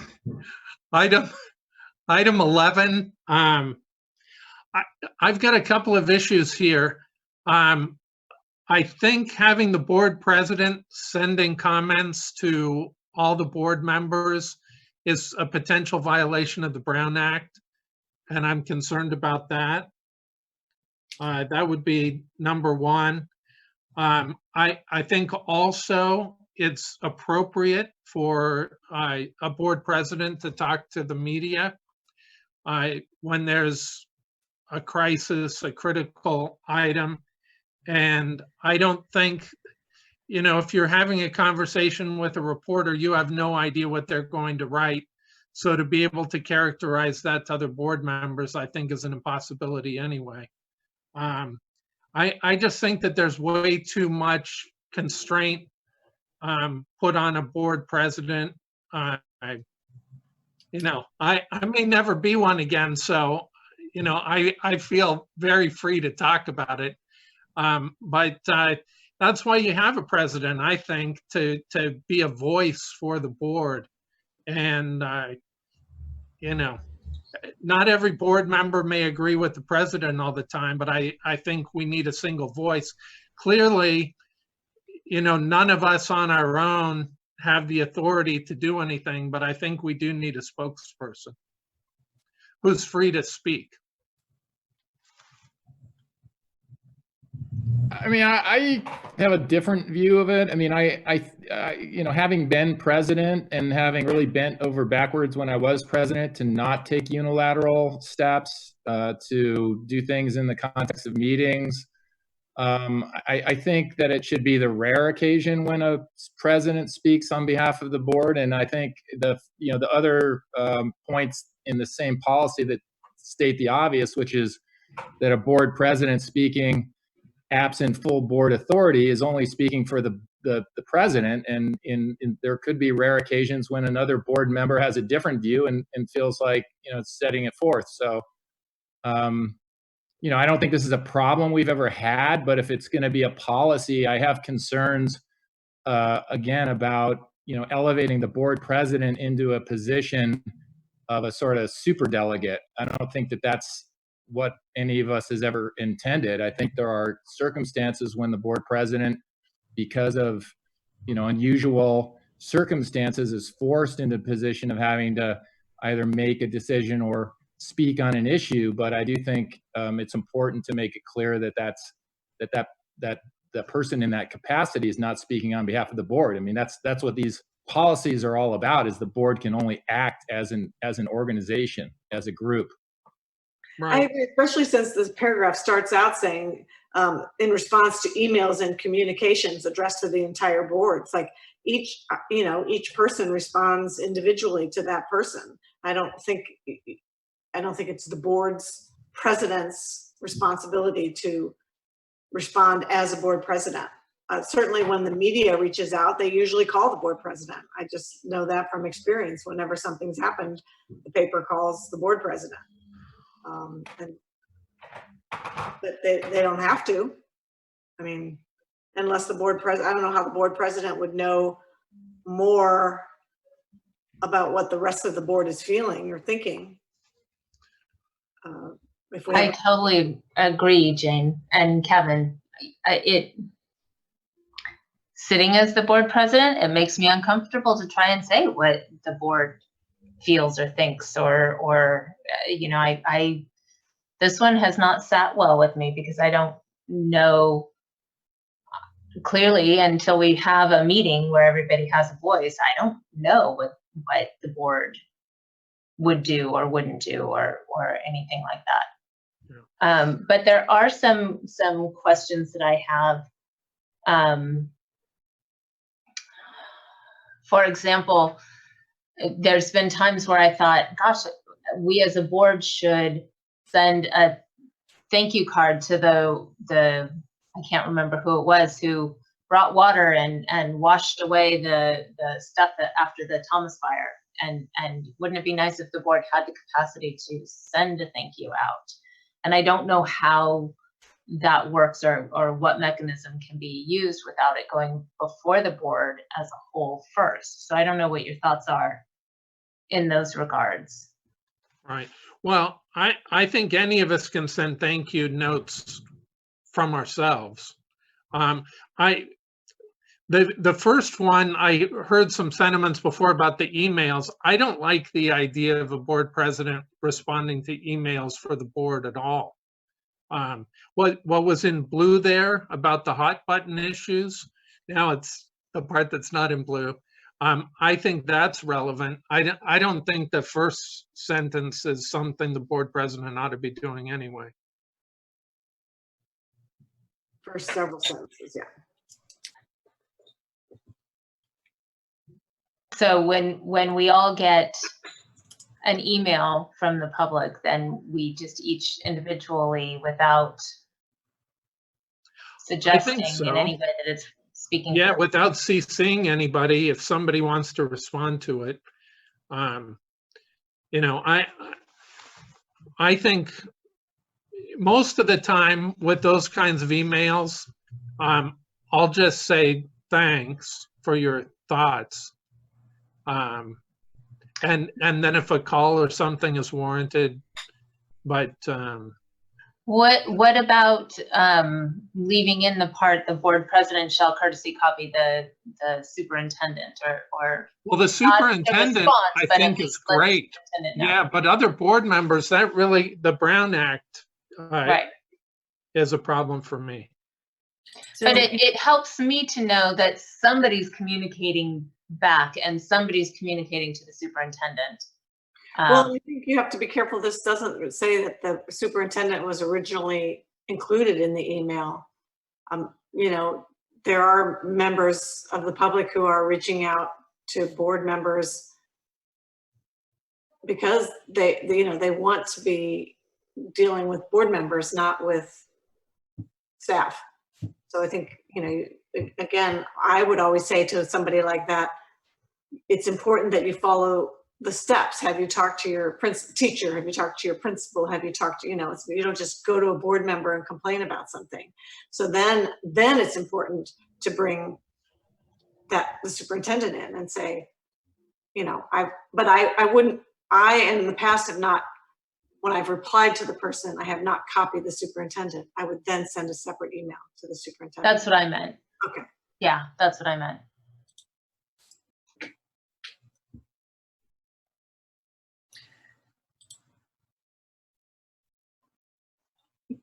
Can we spend some time maybe redoing this and bring it back? Not the entire document, but just bring this particular section back? Yes. Okay with me.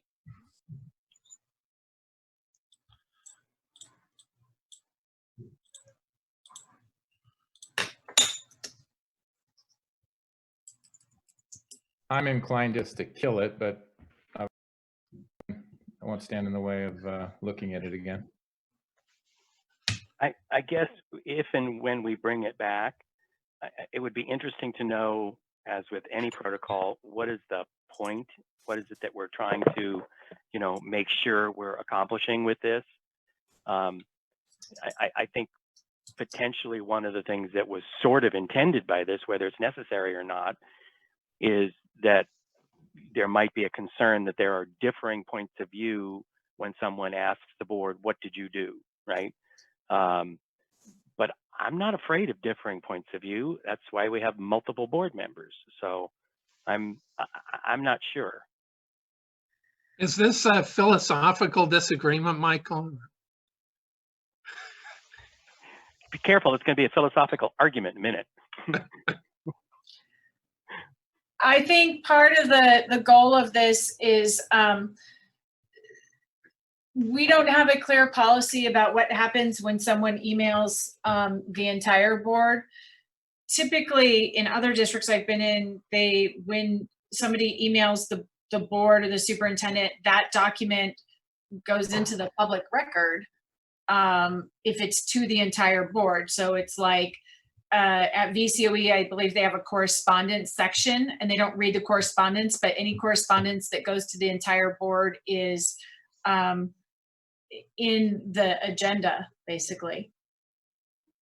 But I think it would be helpful to have just clear, even if the clarity is every board member, if the entire board is emailed, every board member can respond individually to the person, just so that we have a policy for what happens when you receive an email to the entire board.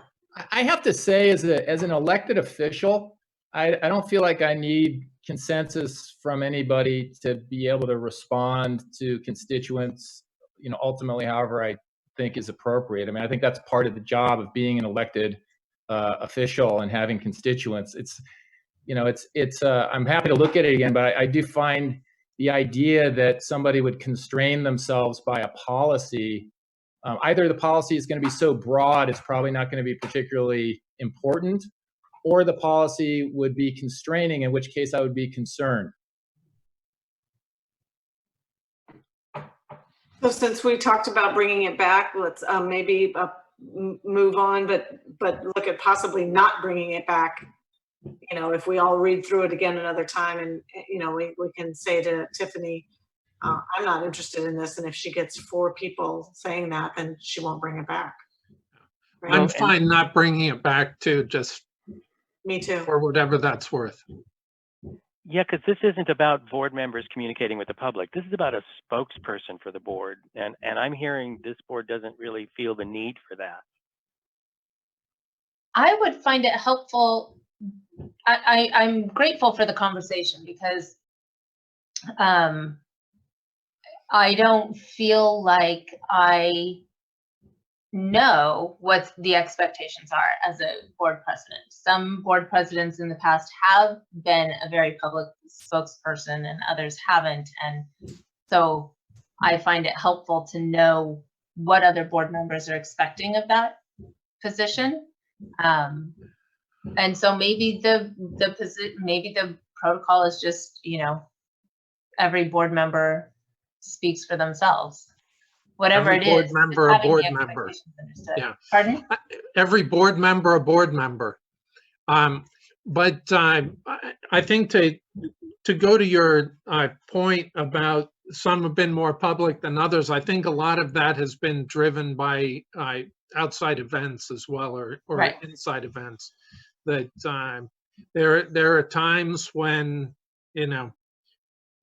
we're constantly being asked questions, and then years go by where, it's just regular stuff. So I think this policy, to an earlier point, there's really 2 things happening in this policy. One is about this piece here that says these protocols are to achieve a balance. So this is about communication from the public, and then mixed in with this, which I think they probably shouldn't be the same item, is the board president as spokesperson. So I think that's part of the problem, is it's got 2 separate things in there.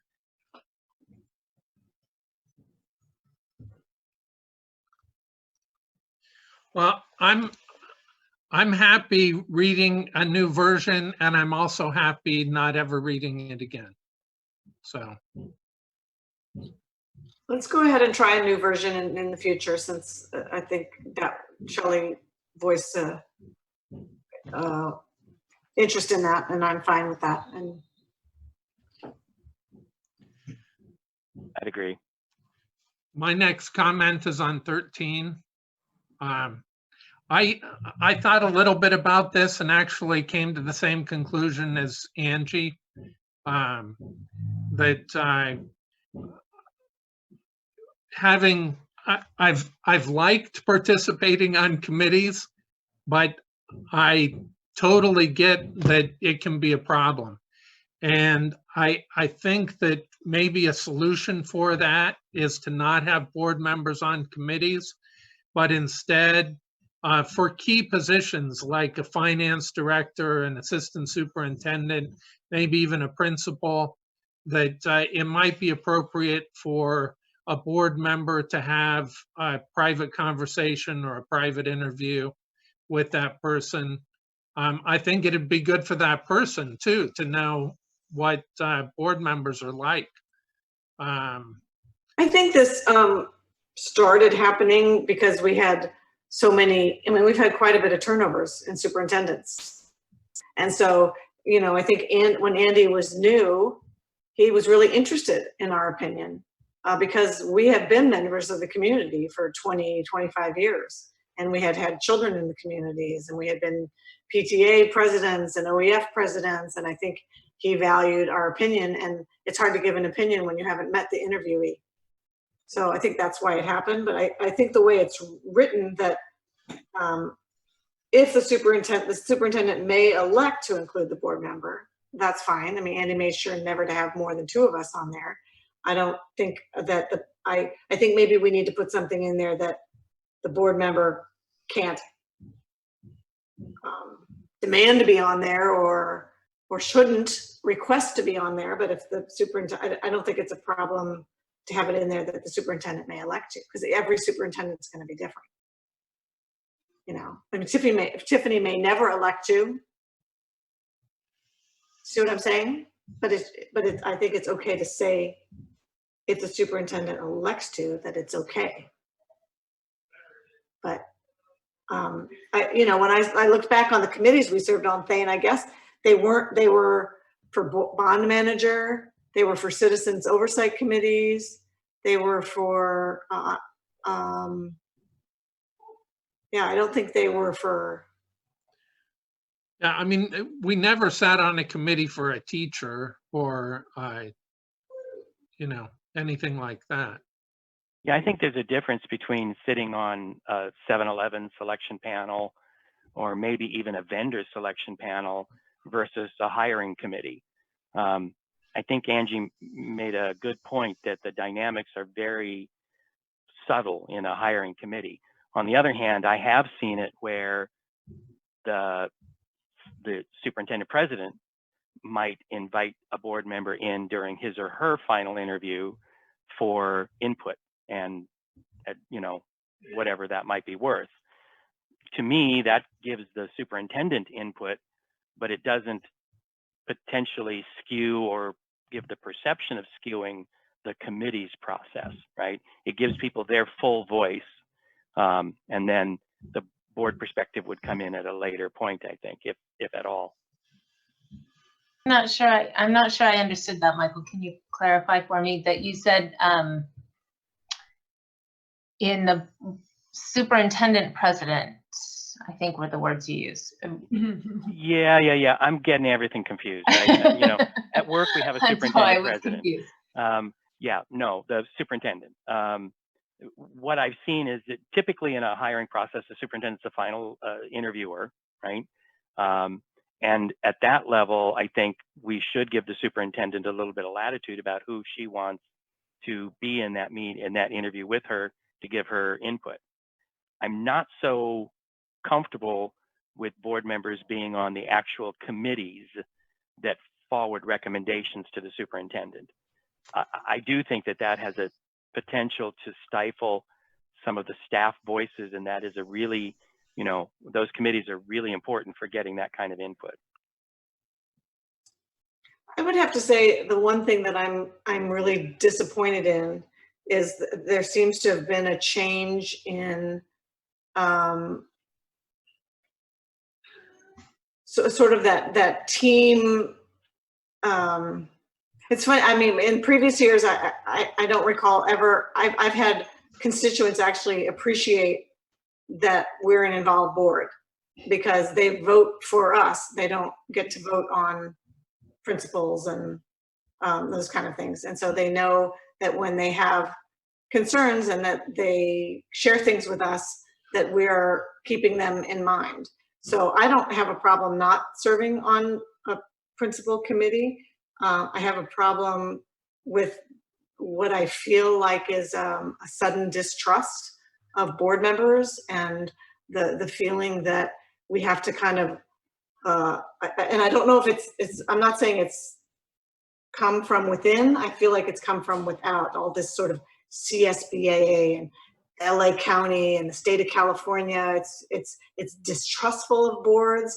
It's saying, you know, you've got to limit them as much as possible. And I'm just feeling that bringing all this forward and having all these little discussions of, it's become so academic that it's not, it's like it's anti-board. It's like boards are, you know, really to be avoided at all costs. Boards are get involved in ways that they're not supposed to, and it's just not OHI. It's, you know, I know there's been problems with board members in LA Unified, but I just feel like by bringing all this stuff in and having us narrow down on it, it's made, I just don't like the way it feels. It's made me not happy to be a board member, because I feel like board members are not respected, and it just feels accusatory, all this stuff. It doesn't feel like us. Can I just chime in, because I actually just, something just came to my mind when you said that, which is just to clear the air. You know, when I was interested in attending a leadership meeting at the beginning of the coronavirus response, I was just interested as a, you know, as a person who is a fan of the district and, you know, wanted to be, you know, a part of what, you know, what we were contemplating and hear it and be informed about it. And, you know, the response, Shelley, that you gave me to say, they know what they're doing, you know, they're the experts, was, I'll say that was very disappointing to me. I didn't, and I've been on the board 6 years. I've never imposed myself on anything in a context involving administration ever. So Well, yeah, I share your point, Jane. Well, again, I'm not actually feeling like it's internal. I feel like it's external. I don't feel it's any one of us in particular. Certainly not Tiffany. I want you to know, Tiffany, that I do not at all feel like it's because we've changed our superintendent. I just feel like there's a sudden focus on a protocol that's not sort of accurate in terms of who we are as a team. So and so this particular item brings that up to me. It's like, oh yeah, this is something I'm feeling again and again. So I don't have a problem with this item as it's written. And I actually appreciate Angie and maybe it was Michael, you know, it's like, oh, that's a good, like, that's what I love about discussions. It's sort of like, oh yeah, I hadn't looked at it that way, or I think that's good to hear. But I just, in general, I feel like these kind of exterior protocols that are coming from outside the district have not been favorable towards board members. And, you know, we've got elections coming up. I want people to know that for me, it's been great serving as a board member, and I hope we have lots of people run for, we have a new district, and I want people to, I tell people all the time, you know, it's a really interesting, wonderful thing. So I want to make sure that our protocols and the things that we introduce don't have an adverse effect to that. Can I say something? I don't want to interrupt if it's inappropriate. Does anybody mind Angie saying anything? I don't mind. Go ahead. I guess what I would like to say is I enjoy your input. I very much think that we are a team with the board and the administration, and I feel like we always work really well together. My concern is very much within committees, because I do feel, because board members often get to vote on certain policies or curriculums or things like that, that it does make staff members very uncomfortable knowing that a board member is in there voicing their opinions. And I think it's just very difficult for people to, whether you realize it or not, you are powerful leaders in our community. And I think it does make people hold back or not say the things that they want to say because they don't want to go against what a board member might say. So I just want to reiterate that you know, within the board context, it's amazing. And even, you know, your input in the community, it's just that situation. I think it's really important to note. I would also say I don't sit on first round of interviews as the superintendent because I feel like it skews the balance. So I have not ever done that in this position, and I didn't do it in my other positions in the past, just because I'm sensitive to the positional authority that comes with sitting in the room. I will say, Jane, I'm disappointed to hear what you're saying, and I heard you say that that's not about me, but it doesn't feel good for me either to hear you saying that. I think CSBA is there to support you. One of the things as a new superintendent is defining our roles and what is my job and what is your job and how do we work together as a team. So this document is not intended to be an outside anything that anyone external. This is something that I asked to put together because I need some guidance about these things and I need to have these conversations so that I know what your expectations are. But I think that things like, you know, should board members sit in on leadership team committee meetings are not intended to be distrustful, but those are definitely a roles and responsibility conversation to be had. And it has been done, this job is done in a different way by everyone who sits here.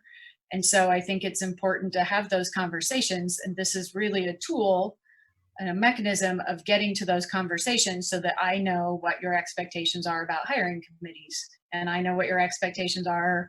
Shelley knows what your expectations are about the board president and his spokesperson. And we know about communication. So, you know, it's not like this is some document that came down from CSBA to say, you all have to do this. This is a document that we said, these are some areas that we think we might want to talk about and put some things into writing so that if we have new board members in the future, we know how the board will function regardless of who's sitting there. And if you had a new superintendent, you may want to think about revisiting this document with them. But And along those lines, and more to Angie's point, I have become, in these 4 years, far more cognizant than I was when I first began of how my position makes people feel when I walk in the room. And I didn't know that in the beginning. And so I take a lot of stock in being involved in those conversations that are really staff conversations to be had, and don't want to stall the ability for people to speak up. And so I'm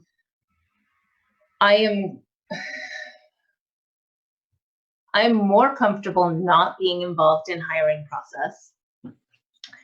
I think it also, and I heard, I can't remember which board member say it, but somebody else said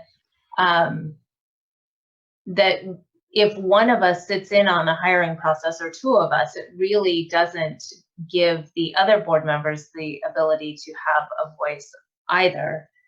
And so even the idea of in the very end stages of an interview process, I'm not so sure that that's part of our job. That's where we belong. I'm really feel I keep going back and forth because I do hear you too, Jane. This idea that we have been elected, and Kevin said that we have been elected to do this job, but where's is micromanaging and where is vision setting? Is there's a gray area in this, and I really value and respect the staff points of view and their ability to speak up because they know on the ground things that I would never be able to know because I'm not in that position, and I want them to feel like they can safely speak up. And if I'm putting a damper on that, I really appreciate knowing that, and I don't want to be involved in that if that's the outcome. So to get back to number 13, what would the suggestion be, to remove it or to say board members cannot be, what would be helpful for future superintendents and future board members and presidents?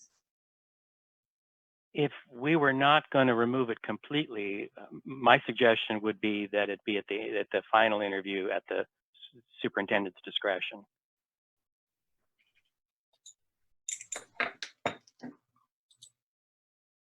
Or that board members might have their own interviews with an individual, but not as part of a committee.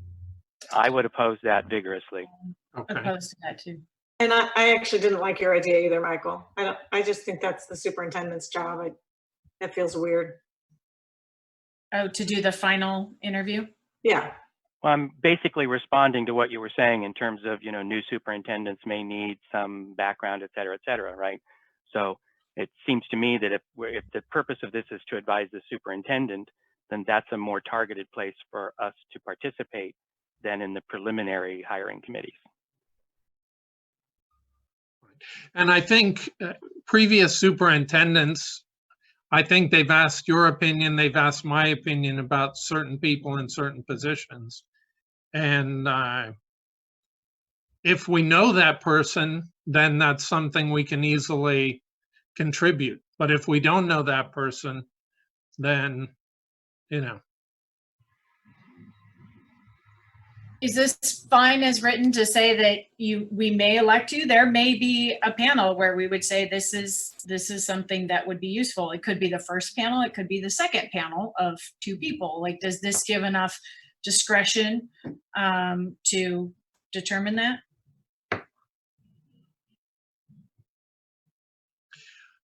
well, just general, as long as we're chiming in generally too. I don't like policies where we don't need policies, but I think that the lack of having something written assumes, leaves us to have not clear ideas about if we don't have something written and a board member says, I want to be on this panel, then I would be unclear as to what to do. Aside from saying we're going to delay the panel until we can have a board meeting and we can talk about it. So this gives guidance about what to do if board members ask to be on a panel. I'm comfortable with it being at the discretion of the superintendent.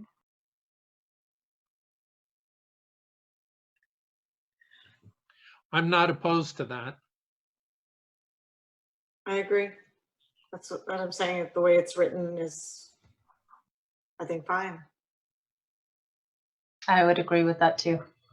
And I would just hope that the superintendents would not put staff in a difficult position of being stifled. Do you think, putting something in, again, probably not, because you, Michael, you, Thane, have said you don't like, but interviewing district personnel for employment is an administrative function. And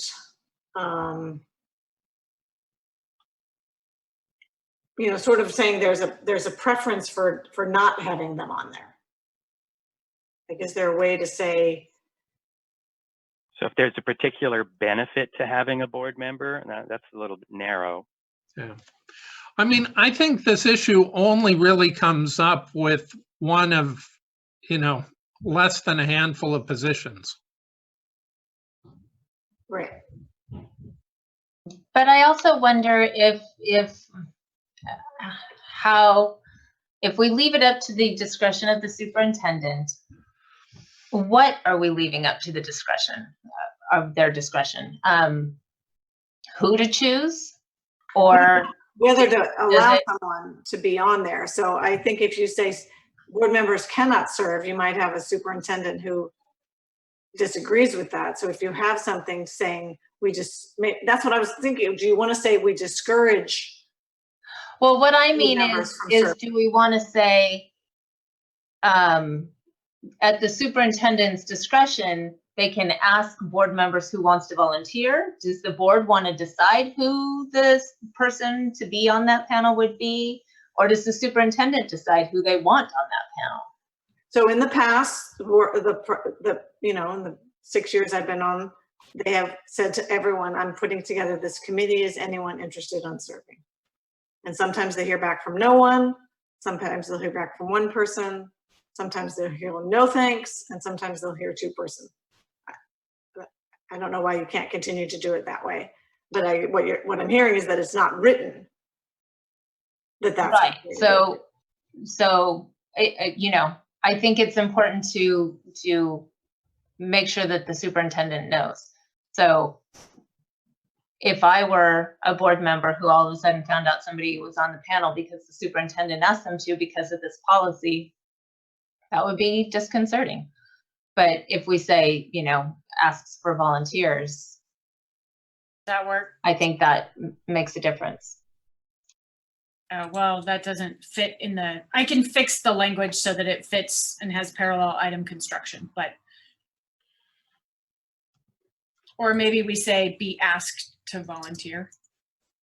You could say may elect to include board members by seeking volunteers and selecting. Yes.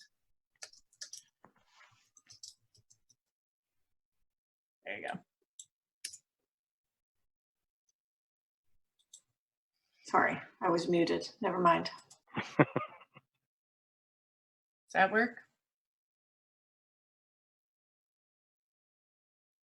Pardon? Does that work? So we just added this part.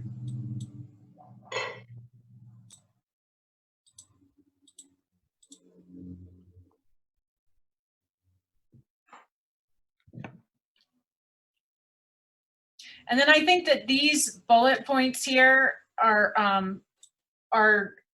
intended to mitigate kind of the things that Angie was talking about, right? The feelings of differential authority on the panel. So that I think that if a board member is on the panel, these things help them to be aware of that, how the potential impact on staff.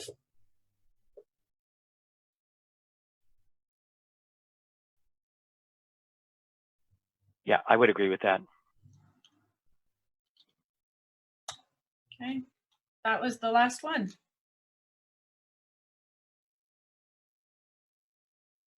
So do we want to move to approve these protocols with the caveat that we will be redoing the spokesperson section? Is there a motion? I'll move to approve the team norms and protocols with the caveat that we will be redoing the spokesperson section. I'll second. And we'll do a roll call vote. Thane? Aye. Michael? Aye. Jane? Aye. Kevin? Aye. Shelley? Aye. And that passes. Oops, sorry, I muted myself too soon. That passes unanimously. And now we are to 6.2, board member reports. Does anybody have anything they would like to report out at this time? I'm not hearing any. No, other than that, I've been sheltering in place and I have now become a Zoom expert. We will be relying on your expertise then. I have heard from a lot of parents that they are appreciating their teachers more and more. And future agenda items, 6.3. It sounds like we have the request for a lot of budget input or conversations. Right. And then the resolution in support of gun locks and against gun violence, that was something to maybe bring back in the April 22nd meeting. Actually, I had one I just thought of. Stephanie, you entered into an MOU on behalf of the district, right? With the OFT and also with CSB or Chuck's group. So what is the protocol, fellow board members, for MOUs? I thought that the district at some point, the actual board had to formalize MOUs. Is that not right? That's been my experience. Negotiations end up with a tentative agreement that's then brought to the board for final approval. Yeah, I didn't understand why, because I can't think of an MOU that was ever entered into without board approval in the past. In my asking of other superintendents, there was no other superintendent that took that I talked to that took their MOU to the board, but I, in the future, can certainly bring those to the board, and we can hold a special meeting if we need to approve them. Just to be clear that I know what I'm talking about, when we say MOU, are we talking about the collective bargaining agreement or a side agreement on? Yeah, this was just it was essentially a side agreement. It was a demand bargain basically around mostly things like personal protective equipment and that we would continue to pay people in accordance with the law, those kinds of things.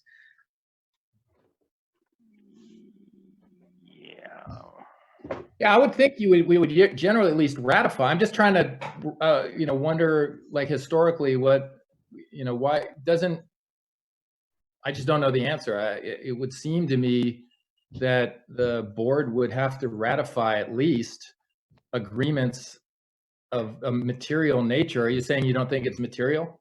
I do not think it's material, and I would say, Angie and I had never done Angie had never done a demand to bargain. I've never done a demand to bargain. It's a relatively, unusual thing. So, but certainly I can bring it to you for ratification on April 22nd.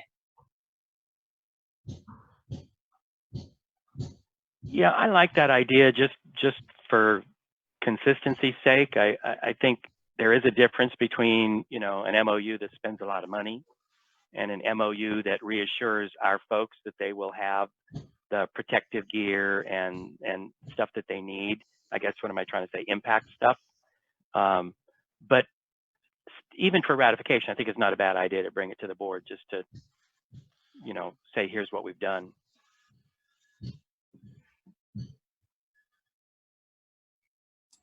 I'll agree with that.